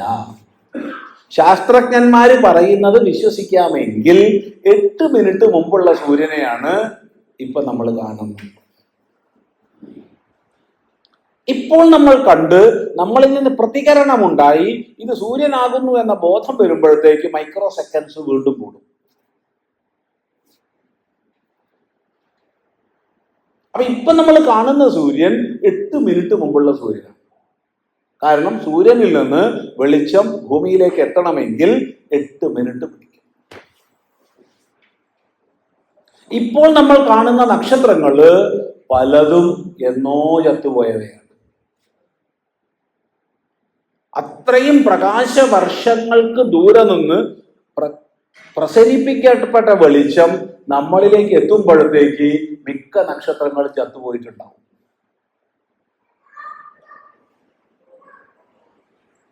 എന്നാൽ ഇപ്പോഴും ഉള്ള നക്ഷത്രങ്ങളുണ്ട് നമ്മൾ കാണുന്നതിൽ. പക്ഷെ നമുക്ക് ഉറപ്പ് പറയാൻ പറ്റില്ല ഇപ്പൊ നമ്മൾ കാണുന്നൊരു ഒരു ഒരു നക്ഷത്രപ്രഭ ഇപ്പൊ ഉള്ളതാണോ അല്ലയോ നമുക്ക് പറയാൻ പറ്റില്ല. കാരണം അത്ര കോടാനുകോടി കൊല്ലങ്ങൾക്ക് മുമ്പ് അവിടുന്ന് വന്ന വെളിച്ചമാണ് നമ്മൾ ഇപ്പൊ കാണുന്നത്. ചിലപ്പോൾ അത് കത്തി തീർന്നിട്ടുണ്ടാവും ആ നക്ഷത്രം, നമുക്കറിയില്ല. ഇപ്പൊ കാണുന്നതൊക്കെ സത്യമാണോ എന്ന് ചോദിച്ചാൽ എന്താ പറയുക? ഇപ്പൊ കാണുന്നത് ഇവിടെ ഇപ്പൊ ഇങ്ങനെ ശരിയാന്ന് പറയാം, അല്ലാതെ ശരിയാന്ന് പറയാൻ പറ്റില്ല.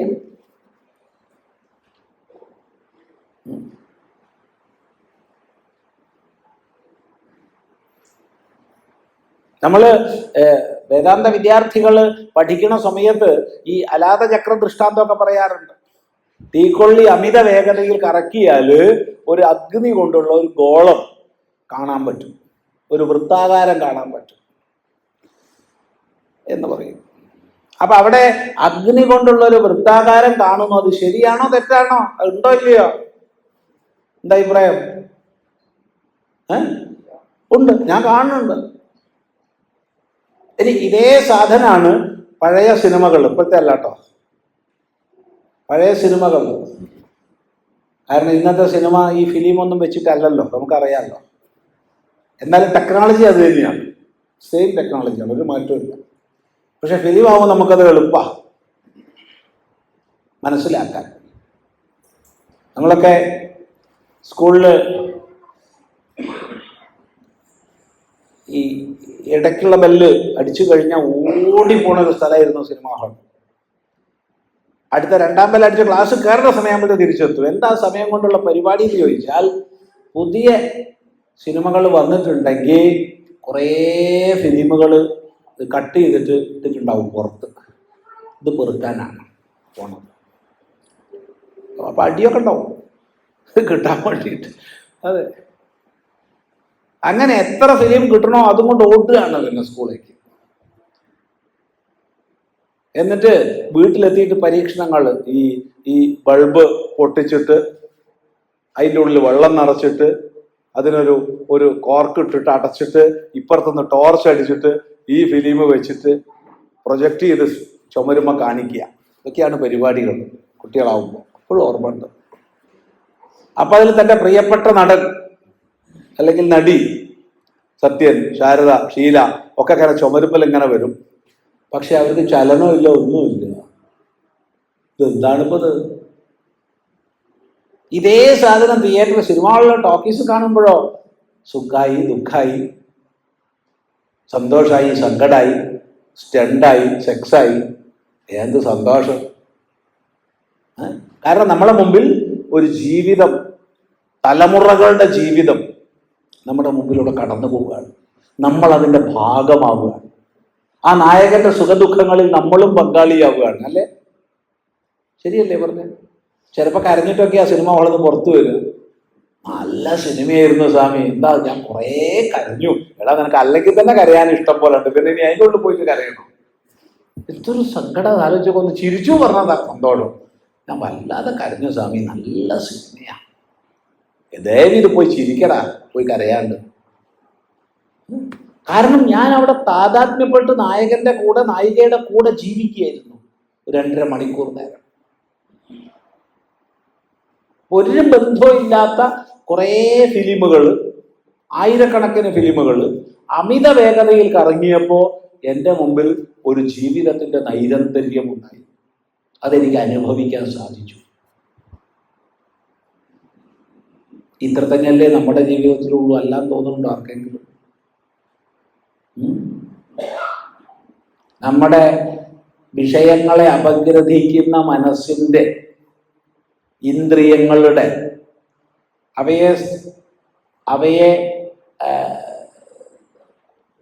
പിന്നിൽ നിന്നുകൊണ്ട് താങ്ങുന്ന മസ്തിഷ്ക വ്യവസ്ഥയുടെ വേഗത അല്പം ഒന്ന് കുറഞ്ഞു കഴിഞ്ഞാൽ നമ്മുടെ ജീവിതം എന്തായിരിക്കും? എന്താ അഭിപ്രായം?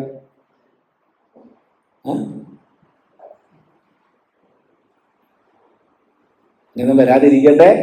പക്ഷെ വന്നാൽ നമുക്ക് മനസ്സിലാവും, ഇത് ഒരു ഫിലിം റോള് പ്രൊജക്ടറിലിട്ട് പതുക്കെ നീക്കിയാൽ എന്താണോ രംഗം അതുപോലെയായിരിക്കും നമ്മൾ. എന്താ മറ്റേ പേരെന്താ?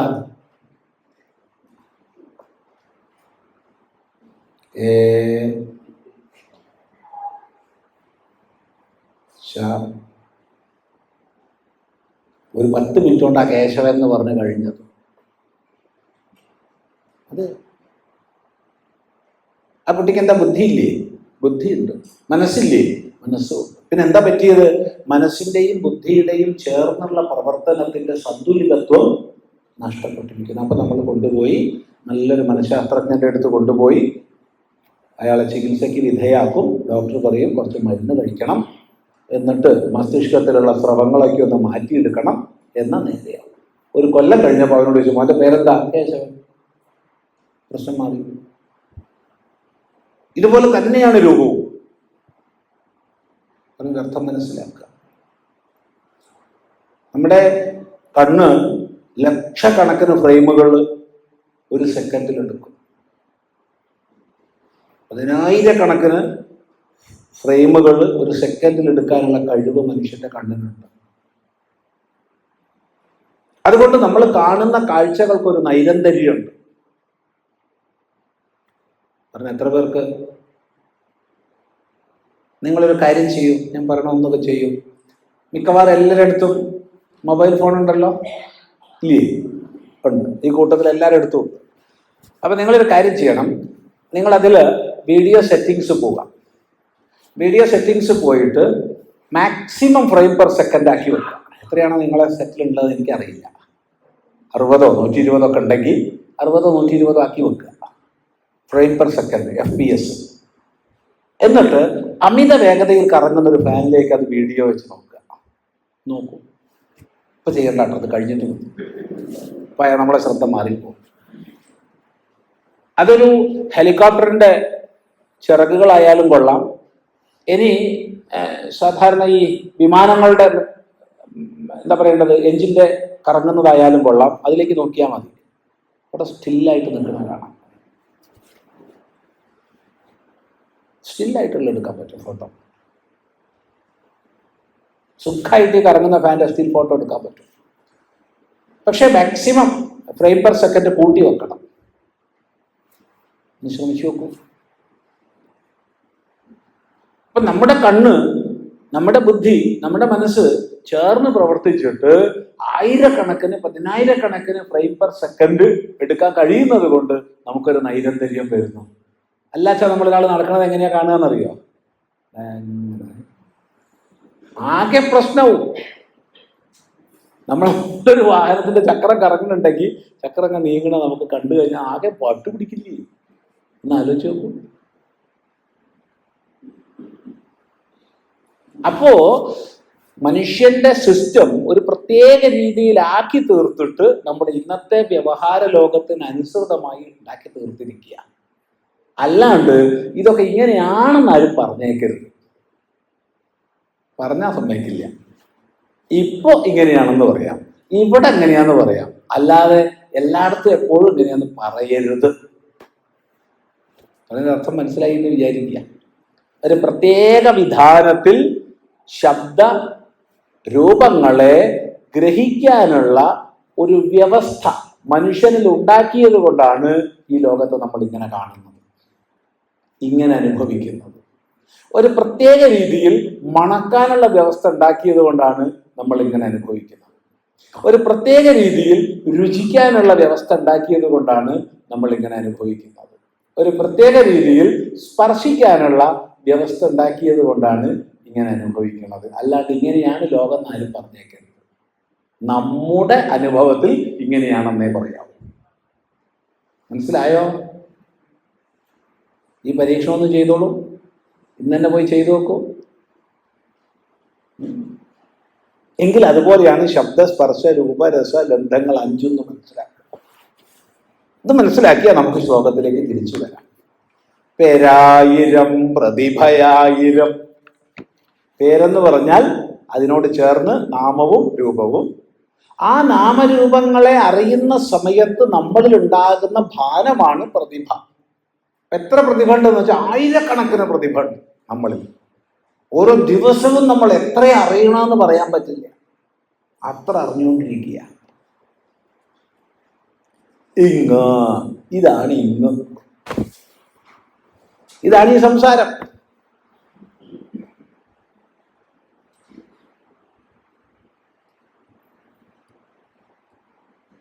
ഈ അങ്ങ് എന്നൊക്കെയുള്ള പദങ്ങളെ വെച്ചിട്ടുള്ള കളി ശ്രീനാരായണ ഗുരുദേവന്റെ കൃതികളിൽ നമുക്ക് കാണാം. ഗുരുദേവന്റെ ഏറ്റവും പ്രസിദ്ധമായ കൃതി ദൈവദശകമാണ്. അതിന്റെ തുടക്കത്തിൽ തന്നെ നമുക്ക് പഠിക്കാം, ദൈവമേ കാത്തുകൊള്ളുക അങ്ങ്. പോരാ, എവിടെ? കൈവിടാതിങ്ങ് ഞങ്ങളെ. ഈ അങ്ങ് ഇങ്ങ് എന്നുള്ള വ്യത്യാസം ഉണ്ടായത് കൊണ്ടല്ലേ പ്രാർത്ഥിക്കേണ്ടി വന്നേ. അത് ഗുരുദേവന്റെ സ്വരൂപസ്തുതിയിലല്ല, അത് കുട്ടികൾക്ക് വേണ്ടി എഴുതി കൊടുത്തതാ ഗുരുദേവൻ അനുഗ്രഹ ബുദ്ധിയോട് കൂടി. ഈ അങ്ങ് ഇങ്ങ് എന്നുള്ള ദ്വൈതം ഉള്ളത് കൊണ്ടാണ് പ്രാർത്ഥിക്കേണ്ടി വന്നത്. അപ്പൊ ഇങ്ങാണ് അങ്ങ് കൈവിടാതെ രക്ഷിക്കേണ്ടത്. ഒന്ന് ആലോചിച്ച് ഇങ്ങ്. അപ്പൊ പേരായിരം പ്രതിഭയായിരം ഇങ്ങ്, ഇതാണ് വസ്തുത. ആണല്ലോ? ഇതല്ലേ സംസാരം?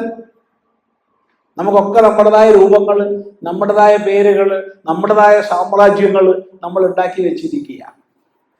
ഇങ്ങ്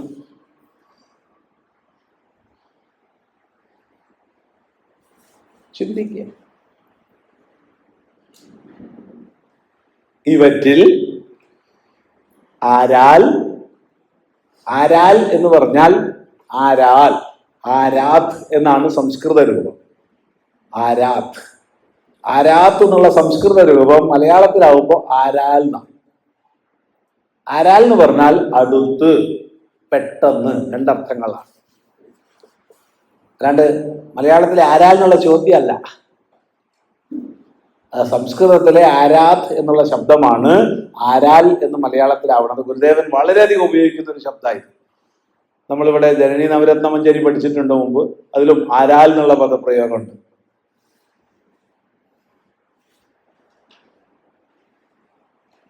രണ്ടർത്ഥമാണ്, ഒന്ന് പെട്ടെന്ന് അല്ലെങ്കിൽ അരികെ. അപ്പൊ ഇവിടെ അരികെ എന്നുള്ള അർത്ഥം നമുക്ക് സ്വീകരിക്കാം.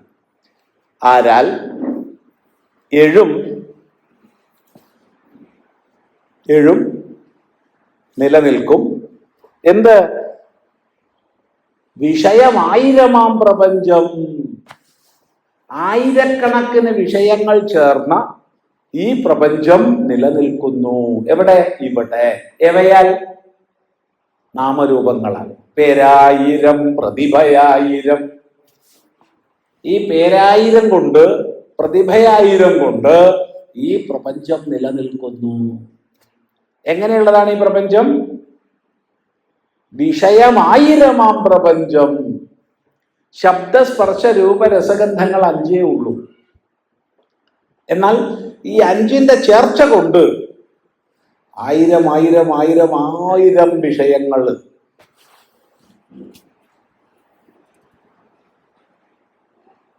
എത്ര വിഷയങ്ങളെന്ന് എണ്ണി തിട്ടപ്പെടുത്താൻ വയ്യ. നമ്മൾ തന്നെ ഏതെങ്കിലും ഒരു വസ്തുവെ നമ്മൾ ഒരു രൂപത്തിൽ ഗ്രഹിച്ചു ഒരു പ്രായത്തിൽ, കുറച്ചും കൂടി കഴിഞ്ഞപ്പോൾ വേറെ രൂപത്തിൽ ഗ്രഹിച്ചു, അതിനെ തന്നെ വേറെ രൂപത്തിൽ ഗ്രഹിച്ചു. ഇല്ലേ? ശരിയല്ലേ? അതെ. ചിന്തിച്ചു നോക്കൂ. ഒരു വസ്തു നമ്മുടെ ദൃഷ്ടിക്കനുസരിച്ച് ആ വസ്തുവിന്റെ പ്രയോജനം മാറുമ്പോൾ അതിന്റെ വിഷയത്വം മാറുകയാണ്. വടിയൊരാൾ കുത്തിപ്പിടിക്കാൻ ഉപയോഗിച്ചു എന്ന് വിചാരിച്ചോ, അതേ വടി വേറൊരാളെ തല്ലാൻ ഉപയോഗിച്ചു എന്ന് വിചാരിച്ചോ, അതേ വടി വേറൊരാളെ പേടിപ്പിക്കാൻ വേണ്ടി വെച്ചു എന്ന് വിചാരിച്ചോ. 3 വിഷയത്വമാണ്.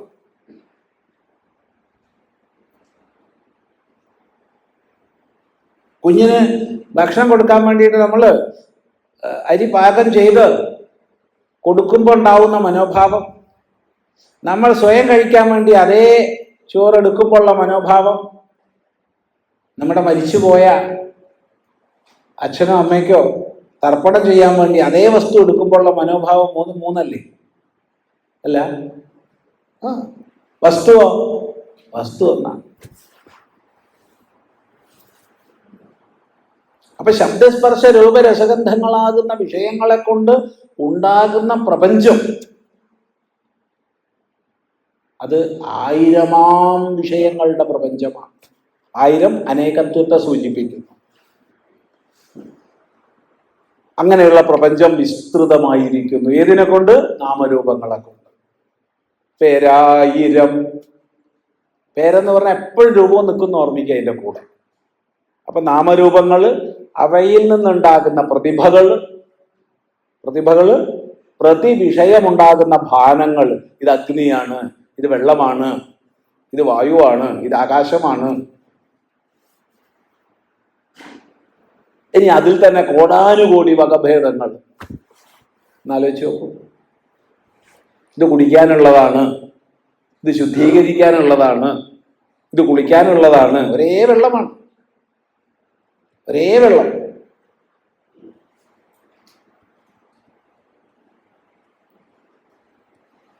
ഒരേ അഗ്നി, ഒരേ അഗ്നി. ഇത് ഭക്ഷണം പാചകം ചെയ്യാനുള്ളതാണ്, ഇത് ശത്രുവിന്റെ വീട് കത്തിക്കാനുള്ളതാണ്, ഇത് തണുപ്പകറ്റാനുള്ളതാണ്, ഇത് എൻ്റെ പ്രിയപ്പെട്ട അച്ഛൻ്റെ ശരീരം ഭസ്മീകരിക്കാനുള്ളതാണ്. അഗ്നിയുടെ പ്രയോഗം അറിയില്ലേ? ഇത് തന്നെ അഗ്നി ഭഗവാനെ പൂജിക്കാനുള്ളതാണ്, അവിസർപ്പിക്കാനുള്ളതാണ്. ഹോമകുണ്ടത്തിലായപ്പോൾ ഇത് തന്നെ വയറ്റിലായപ്പോഴോ ഇത് ദഹിപ്പിക്കാനുള്ളതാണ്. ചിന്തിക്കുക. അപ്പൊ പ്രതിഭ മാറുന്നു. പ്രതിവിഷയമുണ്ടാകുന്ന ഭാനം, അതാണ് പ്രതിഭ. പേരായിരം പ്രതിഭയായിരം ഇങ്ങ് ഇവറ്റിൽ ആരാലെഴും വിഷയമായിരമാം പ്രപഞ്ചം. ആയിരക്കണക്കിന് വിഷയങ്ങൾ ചേർന്ന ഈ പ്രപഞ്ചം എൻ്റെ മുമ്പിൽ വികസിതമായി. ഇതാണ് സംസാരം. വ്യക്താണല്ലോ. നമ്മൾ ഒന്നിച്ചു പോണേ. എവിടെയെങ്കിലും പോകാൻ വിഷമമുണ്ടെങ്കിൽ പറയണം. എന്നിട്ട് പറയാണ്, ഈ സംസാരത്തെ നമ്മുടെ മുമ്പിൽ സ്ഥാപിച്ചിട്ട് ഗുരുദേവൻ പറയാണ്, ഓരായിൽ നേരിത്. ഓരായിൽ, ഓരുക, ചിന്തിക്കുക, വിചാരം ചെയ്യുക. ഓരായിൽ വിചാരം ചെയ്യാഞ്ഞാൽ, ചിന്തിക്കാഞ്ഞാൽ നേരിത്. ഇതൊക്കെ ഉള്ളത് തന്നെയാണ്. അതുകൊണ്ട് നമ്മൾ മിക്കവാറും ഓരാതെ ജീവിക്കുന്നവരാ. കാരണം ഇതൊക്കെ അങ്ങനെ തന്നെയാണ്. അല്ലാന്ന് പറഞ്ഞാൽ തന്നെ നമുക്ക് വിഷമായി. നമ്മളിപ്പോ ധരിച്ചു വെച്ചിരിക്കുന്നതിൽ നിന്ന് ഒരു അണു വ്യതിചലനം നമുക്ക് ഇഷ്ടമല്ല. വേദാന്തം കേൾക്കണതൊക്കെ ശരി തന്നെ. സ്വാമി കൊല്ലത്തിൽ വന്ന് പറഞ്ഞു പൊയ്ക്കോളൂ, സ്വാമിക്ക് ഒരു ഗുണം, ഞങ്ങൾക്കൊരു ഗുണം, നേരം പോക്ക് രണ്ടു കൂട്ടർക്കും. അതിൽ കവിഞ്ഞ് നമ്മളിതിന്റെ ചിന്തയുടെ വിചാരത്തിലേക്കൊന്നും നമ്മൾ പോണില്ല. കാരണം പ്രശ്നമാണ്, നമ്മളിപ്പോ ധരിച്ചു വെച്ചിരിക്കുന്ന പലതിനെയും തിരുത്തേണ്ടി വരും.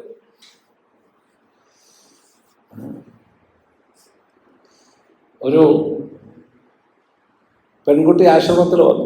പെൺകുട്ടി എന്ന് പറഞ്ഞാൽ ശരിയല്ല, ഒരു 30-35 വയസ്സുണ്ട്. അത് നമുക്ക് പറയാ, ഒരു കുട്ടി പറയാ. എന്താ പ്രശ്നം വെച്ചാൽ, ഒരു വിവാഹം കഴിഞ്ഞു, സുന്ദര, എന്തൊക്കെയാണ് പറയുക, സ്വപ്നങ്ങളൊക്കെ നെയ്ത് അങ്ങനെയാണ് വിവാഹത്തിലേക്ക് പ്രവേശിച്ചത്. അപ്പോൾ നിൻ്റെതെല്ലാം എനിക്കുള്ളതാണ്, എൻ്റെതെല്ലാം നിനക്കുള്ളതാണ് എന്നൊക്കെ അവര് സങ്കല്പിച്ചു. അങ്ങനെ എവിടെയോ പോയി പച്ച കുത്തി, എവന്റെ പേര് കയ്യിൽ. എന്തായാലും ഇപ്പൊ ഡിവോഴ്സായി കഴിഞ്ഞു, വേർപിരിഞ്ഞു, ഡിവോഴ്സ് കഴിഞ്ഞു, ഒഫീഷ്യൽ ഡിവോഴ്സ് കഴിഞ്ഞു, കോടതിയിൽ നിന്ന് വിജ്ഞാപനം ഒക്കെ വന്നു. പക്ഷെ ഈ പച്ച കുത്തിയിരിക്കുക. ഇനിയിപ്പോ ഇതെന്ത് ചെയ്യും? അത് സാരില്ല, അത് മായ്ക്കാം. അങ്ങനെ ഇനി മായ്ക്കാൻ എന്താ വിദ്യ എന്ന് അങ്ങനെ നല്ലൊരു ഡോക്ടറെ അടുത്ത് പോയി. ഡോക്ടർ പറഞ്ഞു, ഈ പച്ച കുത്തിയത് അതും സാധാരണ പച്ച കുത്തലല്ല. അത് സാധാരണ ഒരു ഈ 3 ലെയേഴ്സ് ആയിട്ടുള്ള നമ്മുടെ എൻഡോഡെർമിസ് കഴിഞ്ഞിട്ടുള്ള തലാണെങ്കിൽ ചെറിയൊരു പ്ലാസ്റ്റിക് സർജറി ഒക്കെ മതി. പക്ഷെ ഇത് വല്ലാത്ത പച്ച കുത്തലാണ്. അപ്പം ഇത് പോണെങ്കിൽ നമ്മൾ തൊടയുന്ന മാംസം ഇതെടുത്തിട്ട് ഇത് കട്ട് ചെയ്ത് തൽസ്ഥാനത്ത് വെച്ച് ഒരു സർജറി ചെയ്യണം. വിജയിക്കുന്ന ഉറപ്പൊന്നുമില്ല. അതിനേക്കാൾ നല്ലത് കുറേ കൂടി ആയിട്ട് കരിവാരി തേച്ച പോലെ ആക്കിയിട്ട് അങ്ങോട്ട് ഇതാണ്ട് പേര് വെട്ടിയാൽ പോരെ, അങ്ങനെ മതി. പനിക്കും സാധ്യത ഉണ്ട്, അത്രയേ ഉള്ളൂ. 2 ദിവസം പനിക്കുന്നല്ലാതെ വേറെ കുഴപ്പമൊന്നുമില്ല. ഏതായാലും ആ കൂടി ഈ കുട്ടി എന്താ ചെയ്യേണ്ടു എന്നൊരു കൺഫ്യൂഷനായിട്ടാണ് കൊളത്തൂർ അദ്വൈതാശ്രമത്തിൽ വന്നത്. നമ്മൾ നല്ലത് അതാണ്. എന്ത്, ഇത് കീറിയൊക്കെ മുറിച്ച് തുടയെന്നൊക്കെ മുറിച്ച് വെച്ച് കഴിഞ്ഞാൽ വിഷമല്ലേ? അതിനേക്കാൾ നല്ല ചതുരത്തിൽ നീളത്തിൽ അങ്ങോട്ട്. പക്ഷെ ഒരു കയ്യിൽ മാത്രം വെച്ചാൽ ഒരു ബോറാവില്ലേ?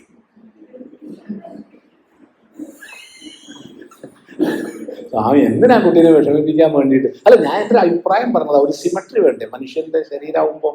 അപ്പോൾ അതുകൊണ്ട് ഈ കയ്യിലും കൂടി അതുപോലെ ഒരു ചതുരത്തിൽ വെച്ചാൽ തർക്കേടില്ല എന്നാ എൻ്റെ അഭിപ്രായം. അത് 2 കയ്യിലൊക്കെ കുത്തണമെങ്കിൽ വിഷമല്ലേ സ്വാമി? എന്നാൽ പിന്നെ നല്ലൊരു പ്ലാസ്റ്റിക് സർജറി ചെയ്ത് നോക്കൂ. വിജയിക്കുകയാണെങ്കിൽ നന്നായില്ലോ. ഇതെന്തൊരു സ്പെഷ്യൽ പച്ചകുത്തലാണത്രേ. ദേവി ഇവിടെ ആരെങ്കിലും കുത്തുണ്ടെങ്കിൽ അങ്ങനെയൊന്നും കുത്തരുതേ, സാധാരണ കുത്തിയാൽ മതി, ആ കുഴപ്പമില്ല. എന്തൊരു സ്പെഷ്യൽ കുത്തുണ്ട് അത്ര, ചിലവ് കൂടിയ പരിപാടിയാണ്. എന്താന്ന് ആര് കണ്ടു? അത് എത്ര ലേഴ്സാ പോവാന്നറിയില്ല. കഴിയുന്നത് ഇങ്ങനത്തെ പരിപാടിക്കൊന്നും പോകരുതെന്ന് ദയവ് ചെയ്തൊരു അപേക്ഷ. ഞാനൊരു ആളെ പരിചയപ്പെട്ടു, അമേരിക്കന്നാണ്. ഈ പ്രാവശ്യം ഈ കൊല്ലം പോയപ്പോൾ എന്താ സംഭവം വെച്ചാൽ, ഈ കക്ഷി ഏതോ ഒരു സ്ഥലത്ത് എത്തിപ്പെട്ടു. സ്ഥലത്ത് എത്തിപ്പെട്ടത് മുതൽ ഇയാളുടെ കൂടെ ആൾക്കാരാണ് നിരീക്ഷിച്ചു. അവരടുത്ത് തോക്ക് പിടിച്ച ആൾക്കാരാണ്. ഇയാളുടെ ഓരോ ചലനവും അവർ നിരീക്ഷിക്കുകയാണ്. ഞങ്ങൾക്ക് ഒരു വസ്തു മനസ്സിലായില്ല. ചുരുക്കി പറഞ്ഞാൽ ഇയാൾ ഭയവിഹ്വലനായിട്ട് ദിവസങ്ങൾ എങ്ങനെയൊക്കെയാണ് കഴിച്ചു കൂട്ടി ആ സ്റ്റേറ്റിൽ നിന്ന് മാറി വേറെ സ്റ്റേറ്റിലെത്തിയിട്ട് ആ സമാധാനമായത്. പിന്നെ അന്വേഷിച്ചപ്പോൾ മനസ്സിലായി ഇയാളുടെ ദേഹത്തൊരു പച്ചകുത്തലുണ്ട്. ആ പച്ചകുത്തൽ ആ പർട്ടിക്കുലർ സ്റ്റേറ്റിൽ ഒരു പ്രത്യേക ഗ്യാങ്ങിൻ്റെ അടയാളമാണ്. ഇതൊന്നും പാവത്തിന് അറിയില്ല. ഇയാൾ ഒരു ഗ്യാങ്ങിലും പെട്ട ആളല്ല. അപ്പോൾ ഒരു പ്രത്യേക ഗ്യാങ്ങിൻ്റെ അടയാളാണ് വലത്തെ കയ്യിൽ എന്ന മാതിരി പച്ചകുത്തൽ. ഇതൊന്നും അറിയാണ്ട് ഇദ്ദേഹം കുത്തിയിരിക്കുക അതേ സ്ഥലത്തായി പോയി. അപ്പൊ ആ ഗ്യാങ് പെട്ടവരാണോ നിരീക്ഷിച്ചത്? അല്ല, എതിർ ഗ്യാങ് പെട്ടവരായില്ല, അവരൊക്കെ കൊല്ലുന്നു കളയും. ആ ഗ്യാങ് പെട്ടവരെ ആയിരിക്കും നിരീക്ഷിച്ചിട്ടുണ്ടാവുക. അതുകൊണ്ട് ഇതൊന്നും കുത്താത്തത് നല്ലത്. അപ്പൊ ഇരിക്കട്ടെ, വിഷയത്തിലേക്ക് വരിക. അപ്പൊ എന്താ ഞാൻ പച്ച കുത്തിയത്? എൻ്റെ എല്ലാമായ പതിയുടെ പേരാണ്. എപ്പോ? 3 കൊല്ലം മുമ്പ്. ഇപ്പോഴോ? ഇപ്പൊ അയാളാരാ? എൻ്റെ ആരുമല്ലാത്ത എൻ്റെ എക്സാണ്.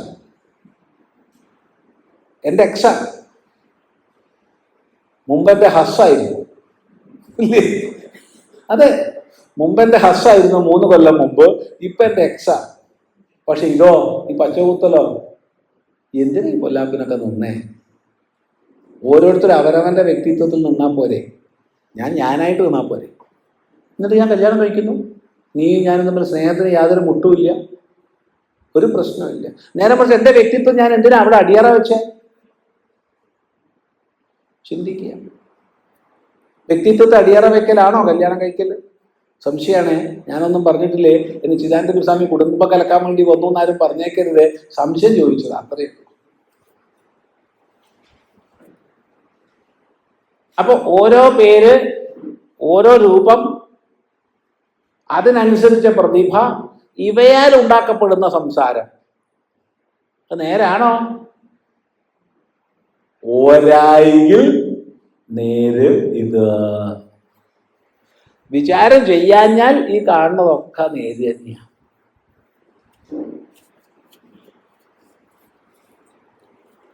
ഈ കാണുന്നൊക്കെ നേരാ, ഒക്കെ ശരിയാ, ഒക്കെ ഉള്ളത് തന്നെ. ഞാൻ കണ്ടതല്ലേ സ്വാമി, ഞാൻ കേട്ടതല്ലേ സ്വാമി. അപ്പോഴാണ് ഗുരുദേവൻ പറയണത്, ഓരായികിൽ നേരിത് കിനാവുണരും വരേക്കും. ഈ സ്വപ്നത്തിൽ നിന്ന് ഉണരുന്നത് വരെ ഇത് നേര് തന്നെയാണ്. അപ്പൊ സ്വപ്നത്തിൽ നമുക്ക് ഒരു വളരെ വിശന്ന് തളർന്ന്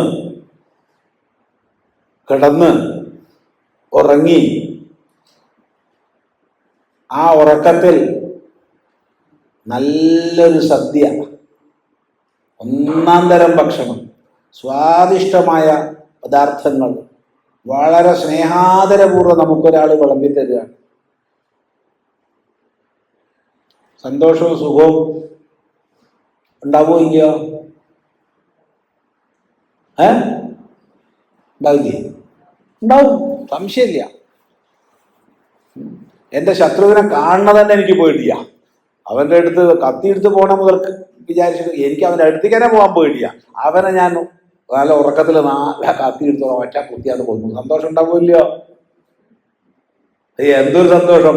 അപ്പോഴാ ഞാൻ ഉണർന്നു പോയത്. അയ്യടാ, അവനായിട്ട് അറിയോ ഞാനിതിങ്ങനെ ചെയ്തു എന്ന്. പരിഭ്രമായി, ആകെ പരിഭ്രമായി. അവൻ അറിയോ? അറിഞ്ഞാൽ എൻ്റെ കാര്യം പോക്കാ. അപ്പൊ കുറച്ചു നേരത്തെ ഞാൻ സന്തോഷിച്ചതോ? ചിന്തിച്ചു നോക്കൂ.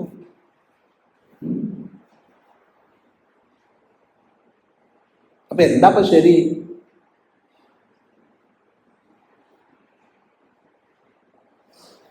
ഒരായിൽ നേരിത് കിനാവുണരും വരേക്കും. ഈ സ്വപ്നം ഉണരുന്നത് വരെ സ്വപ്നം സത്യമാണ്. സ്വപ്നം സത്യമാണ്.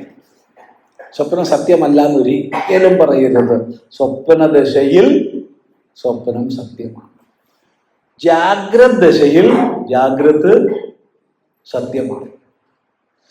ജാഗ്രത ദശയിൽ സ്വപ്നം സത്യമാണോ? അല്ല. സ്വപ്നദശയിൽ ജാഗ്രത സത്യമാണോ? അതുമല്ല എന്ന് പറയാൻ തന്നിടം വേണം. സ്വപ്നദശയിൽ സ്വപ്നം സത്യം, ജാഗ്രതദശയിൽ ജാഗ്രത സത്യം. ജാഗ്രതദശയിൽ സ്വപ്നം സത്യമല്ല, സ്വപ്നദശയിലോട്ട് ജാഗ്രതും സത്യമല്ല.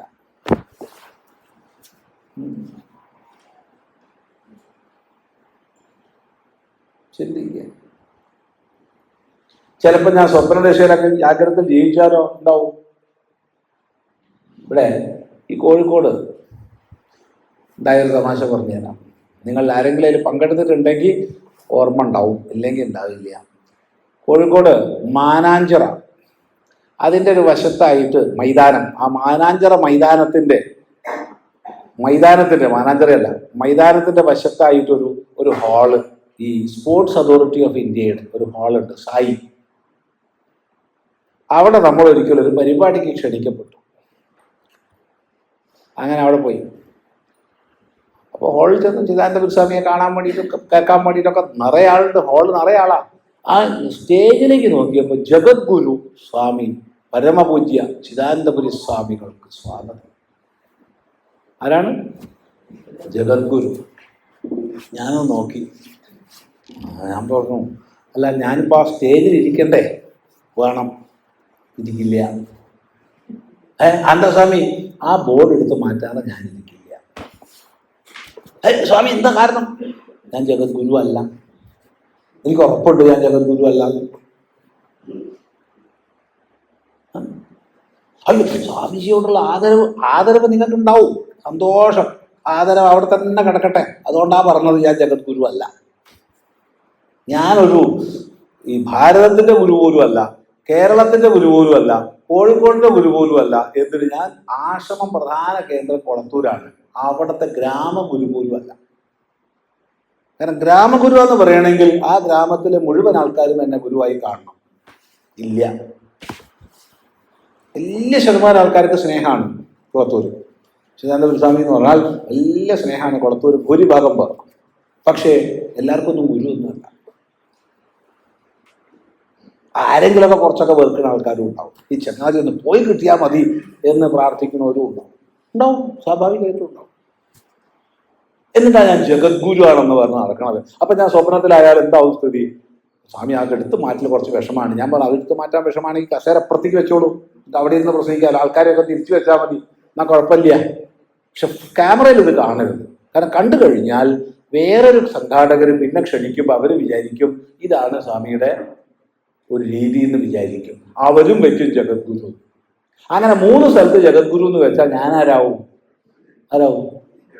ഇതൊരു സുഖാലേ, സ്വാമി ജഗദ്ഗുരു, സ്വാമി ചിദാനന്ദപുരി എന്നൊക്കെ വെക്കുമ്പോൾ എനിക്ക് വല്ല സ്വാതന്ത്ര്യം ഉണ്ടാവുമോ? ഇപ്പോൾ ഈ റോഡിന്റെ സൈഡിൽ കൂടെ അങ്ങനെ ഉരുണ്ട് നടക്കാനുള്ള ഒരു സ്വാതന്ത്ര്യമുണ്ട്, ഏത് തമാശയും പറയാനുള്ള സ്വാതന്ത്ര്യമുണ്ട്, ഏത് കുട്ടികളോടും ഒന്നിച്ച് കളിക്കാനുള്ള സ്വാതന്ത്ര്യമുണ്ട്. അതൊക്കെ പോയില്ലേ ജഗദ്ഗുരു ആയി കഴിഞ്ഞാൽ? എന്താ കഥ പറയണത്? അപ്പൊ ഞാൻ എന്റെ നിലവിട്ട് കളിക്കുക? ഞാൻ ജഗദ്ഗുരു അല്ല, എനിക്ക് ഉറപ്പാ. അപ്പൊ ഞാനാണ് വിചാരിക്കാം ജഗദ്ഗുരു ആയ തിരക്കേടില്ലല്ലോ എന്ന് വിചാരിച്ചത് അനുവദിച്ചാൽ പ്രശ്നമില്ലേ? അത് സ്വപ്നത്തിൽ തിരക്കേടില്ല, ഞാൻ ജഗദ്ഗുരു ഒക്കെ ആവാം. ജാഗ്രത്തിൽ ഞാൻ ജഗദ്ഗുരു അല്ല, എനിക്ക് ഉറപ്പുണ്ട്. ഗുരുവായി കാണുന്ന ആൾക്കാരുണ്ടാവും, ലഘുവായി കാണുന്ന ആൾക്കാരും ഉണ്ടാവും. ഗുരുവായി കാണുന്ന ആളുടെ മുമ്പിൽ ഞാൻ ഗുരുവാണ്, ലഘുവായി കാണുന്ന ആളുടെ മുമ്പിൽ ഞാൻ ലഘുവാണ്. അത് അംഗീകരിക്കാനുള്ള മനോഭാവം എനിക്ക് വേണം. എന്നാൽ മാത്രമേ ഈ സമൂഹത്തിൽ പ്രവർത്തിക്കാൻ ഞാൻ യോഗ്യനാവുന്നുള്ളൂ. ശ്രദ്ധിക്കുക. അപ്പൊ കിനാവിന്റെ സമയത്ത് കിനാവ് സത്യ. ഞാനൊരു ചക്രവർത്തിയായി, ഞാൻ ഇന്ത്യൻ പ്രസിഡന്റായി കൂടെ? എന്താ, ഞാൻ ഇന്ത്യൻ പ്രസിഡന്റായി. ആർക്കായി എതിർക്കാൻ സ്വാതന്ത്ര്യമുള്ള ഈ കൂട്ടത്തിൽ? ഞാൻ ഇന്ത്യൻ പ്രസിഡന്റ് അല്ല നിങ്ങൾക്ക് ആർക്കെങ്കിലും പറയാൻ ഒക്കുമോ? ഞാൻ നല്ല സ്വപ്നത്തിൽ ഇന്ത്യൻ പ്രസിഡന്റ് ആയിരുന്നു എന്ന് പറഞ്ഞാൽ അല്ല എന്ന് പറയാൻ പറ്റില്ല. ആ സ്വപ്നം ഉണരേണ്ടത് വരെ ഞാൻ ഇന്ത്യൻ പ്രസിഡന്റാ. അത് കഴിഞ്ഞവാരാ ചിദാനന്ദപുരി സ്വാമിയാണ് ക്ഷീണിച്ചു കിടന്നതാ. ഉള്ള സത്യം പറഞ്ഞതെന്നാ, കുറച്ച് ദിവസമായിട്ട് നല്ല ക്ഷീണം. എങ്ങനെയാ അവിടെ വന്ന് 2 മണിക്കൂർ പ്രസംഗിക്കാന്ന് ആലോചിച്ചിട്ട് ക്ഷീണായി. ഞാൻ പറയും കുറച്ച് ദിവസമായിട്ട് അങ്ങനെയായിരുന്നു. പറഞ്ഞതിൻ്റെ അർത്ഥം മനസ്സിലാക്കും. അപ്പൊ ഈ കിനാവ് ഉണരുന്നവരേക്ക് കിനാവ് സത്യ ആണല്ലോ.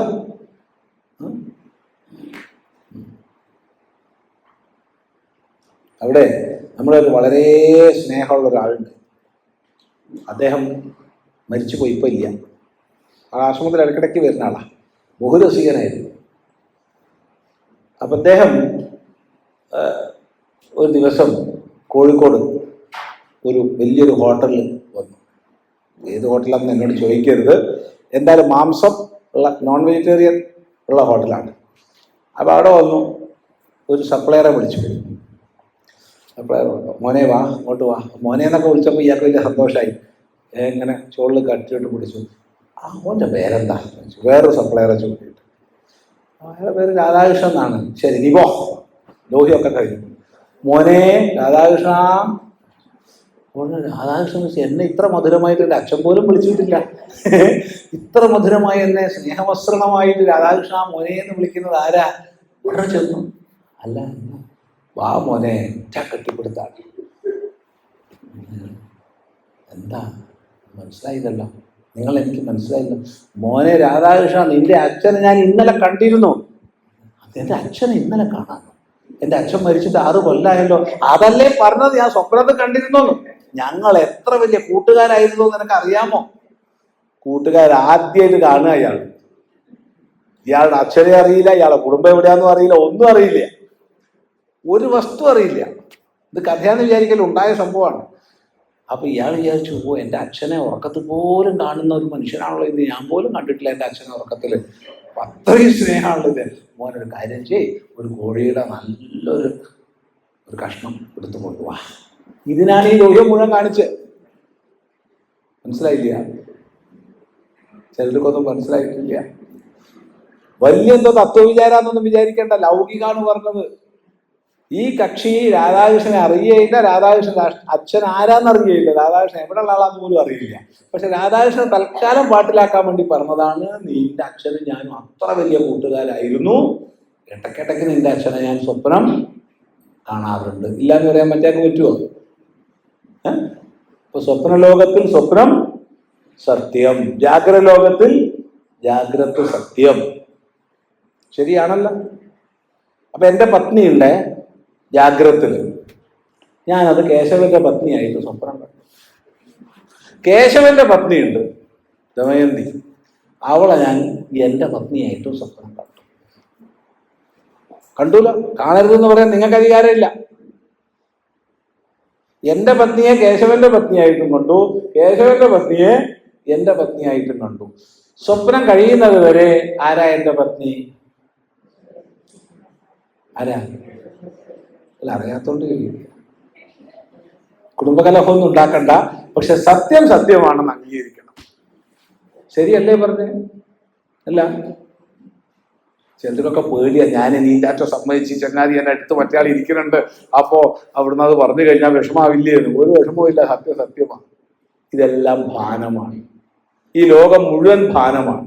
നമുക്ക് ഭാനമില്ലെങ്കിൽ ഈ ലോകം ഇല്ല.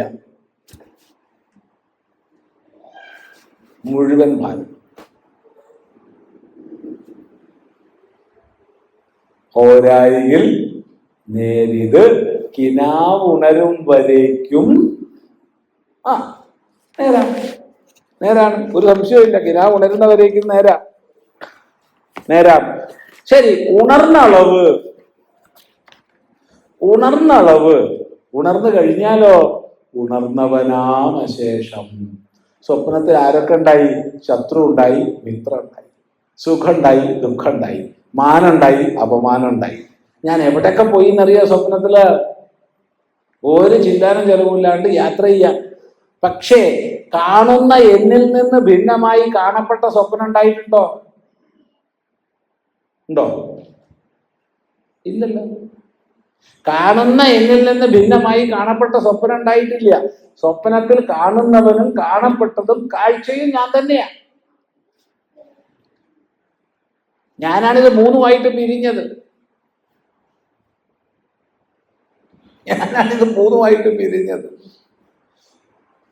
അപ്പൊ ഞാൻ കാഴ്ചയായി, ഞാൻ കാണുന്നവനായി, ഞാൻ കാണലുമായി.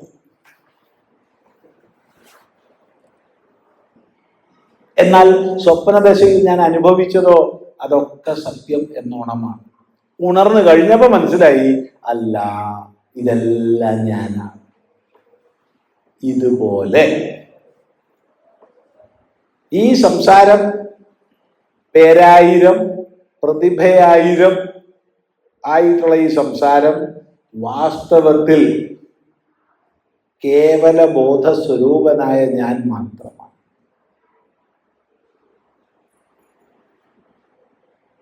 ഓരായിക്കിൽ ഇതൊക്കെ സത്യമായിട്ട് എൻ്റെ മുമ്പിൽ ഭാസിക്കുക. എന്നാൽ വിചാരം ചെയ്താലോ ദൃക്ക് മാത്രം സത്യം. അതാണ് അടുത്ത ശ്ലോകത്തിൽ പറയുന്നത്. അത് നമുക്ക് നാളെ പഠിക്കാം. എങ്കിൽ ആ ശ്ലോകം ഒന്ന് വായിക്കുക. നേരല്ല ദൃശ്യമിതു ദൃക്കിനെ നീക്കി നോക്കിൽ, വേറല്ല വിശ്വമറിവാം മരുവിൽ പ്രവാഹം. കാര്യത്തിൽ നിൽപ്പതിഹ കാരണ സത്യ എന്നേ, വേറല്ല വീചിയിലിരിപ്പതു വാരിയത്രേ. ഈ ഒന്നാം ശ്ലോകം നല്ലോണം ഉറപ്പിച്ചാലേ നമുക്ക് രണ്ടാം ശ്ലോകത്തിലേക്ക് കടക്കാൻ പറ്റും. ഒന്നാം ശ്ലോകം നല്ലപോലെ ഉറപ്പിക്കണം. ഓരായിൽ നേര് ഇത്, കിനാവ് ഉണരും വരേക്കും നേരാം. അവിടെ വിഷയവും സുഖവും ദുഃഖവും മാനവും അപമാനവും എല്ലാം ഉണ്ട്.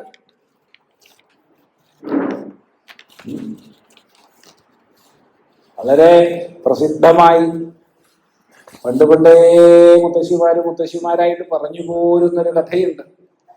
രാമകൃഷ്ണദേവൻ വളരെ സരളമായി സരസമായി കഥ വർണ്ണിച്ചിട്ടുണ്ട്. കഥ ഇതാണ്: ഒരു രാജാവ് പ്രഗത്ഭനാണ്, സമർത്ഥനാണ്. പക്ഷെ പറഞ്ഞിട്ടെന്ത് കാര്യം? ശത്രുക്കളാൽ ആക്രമിക്കപ്പെട്ടു. കരുതിയിരുന്നില്ല, ഒട്ടും കരുതാത്ത സമയത്താണ് ആക്രമണം വന്നത്. അതുകൊണ്ട് തന്നെ പരാജയപ്പെട്ടു. സാമാന്യമായി പരാജയപ്പെട്ടാൽ രാജാവ് കൊല്ലപ്പെടുകയാണ് ചെയ്യുക. ശത്രു രാജാവ് ഈ രാജാവിനെ കൊല്ലുകയാണ് പതിവ്. എന്തോ ഒരു കൃപ അദ്ദേഹത്തിന് തോന്നിയിട്ട് ഇദ്ദേഹത്തിനെ കൊന്നില്ല. പകരം ഇന്ന് രാത്രി കൊണ്ട് എൻ്റെ സാമ്രാജ്യത്തിന് ദൂരേക്ക് എത്തിക്കൊള്ളണം എന്ന് കൽപ്പിച്ചു.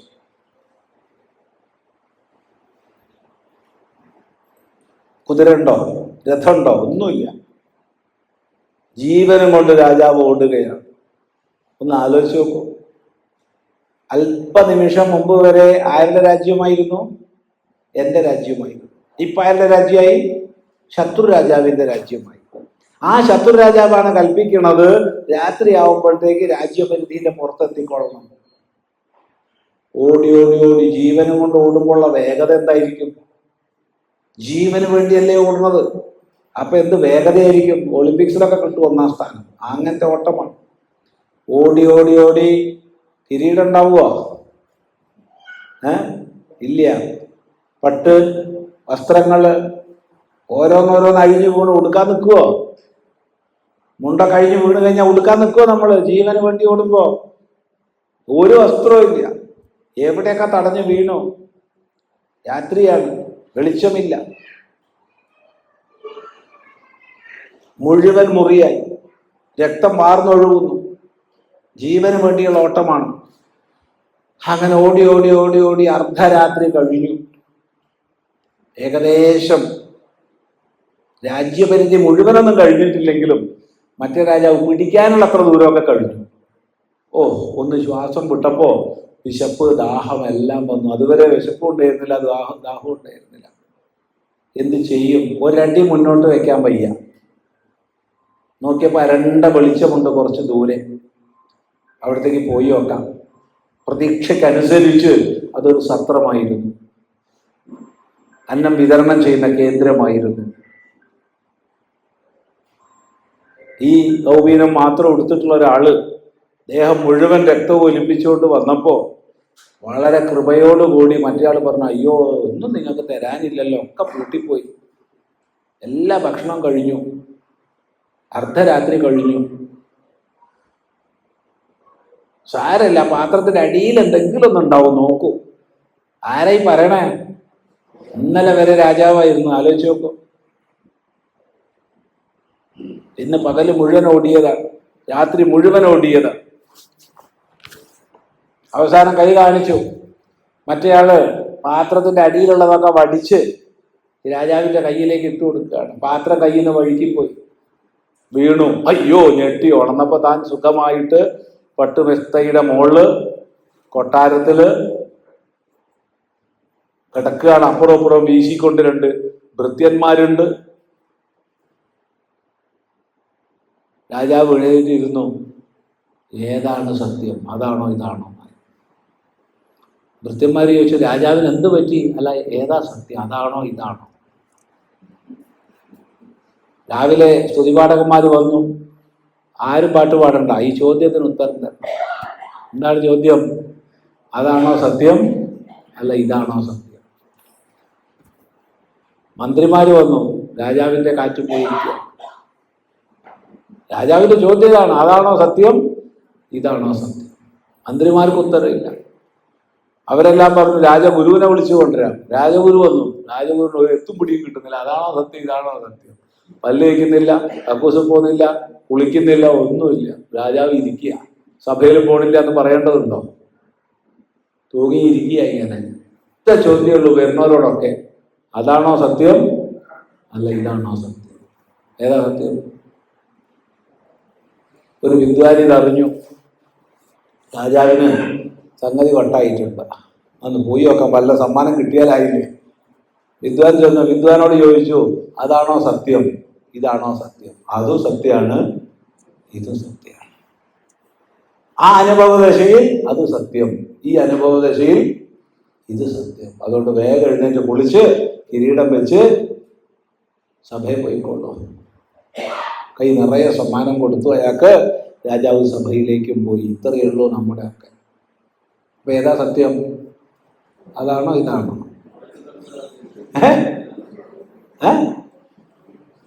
വലിയ പ്രശ്നമാണത്.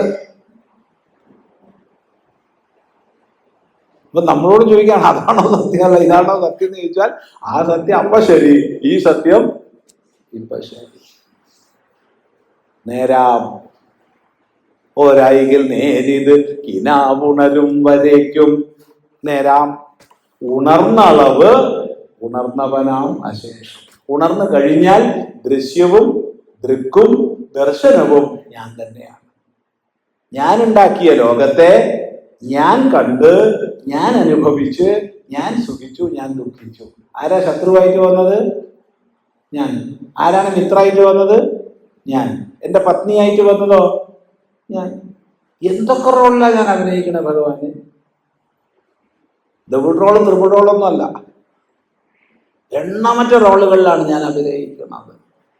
അതാണ് പറഞ്ഞത്, ഉണർന്ന അളവ് ഉണർന്നവനാം അശേഷം. വ്യക്തമാണല്ലോ? അപ്പോ എന്താപ്പോ ഇതൊക്കെ സത്യമാണോ എന്നാണ് ചോദ്യം. അത് അടുത്ത ശ്ലോകത്തില് ഗുരുദേവൻ പറയും. അതാണോ സത്യം, ഇതാണോ സത്യം എന്നുള്ളതാണ് ചോദ്യം. ആ ചോദ്യം നമുക്ക് നാളേക്ക് വെക്കാം. അതാണ് നല്ലത്.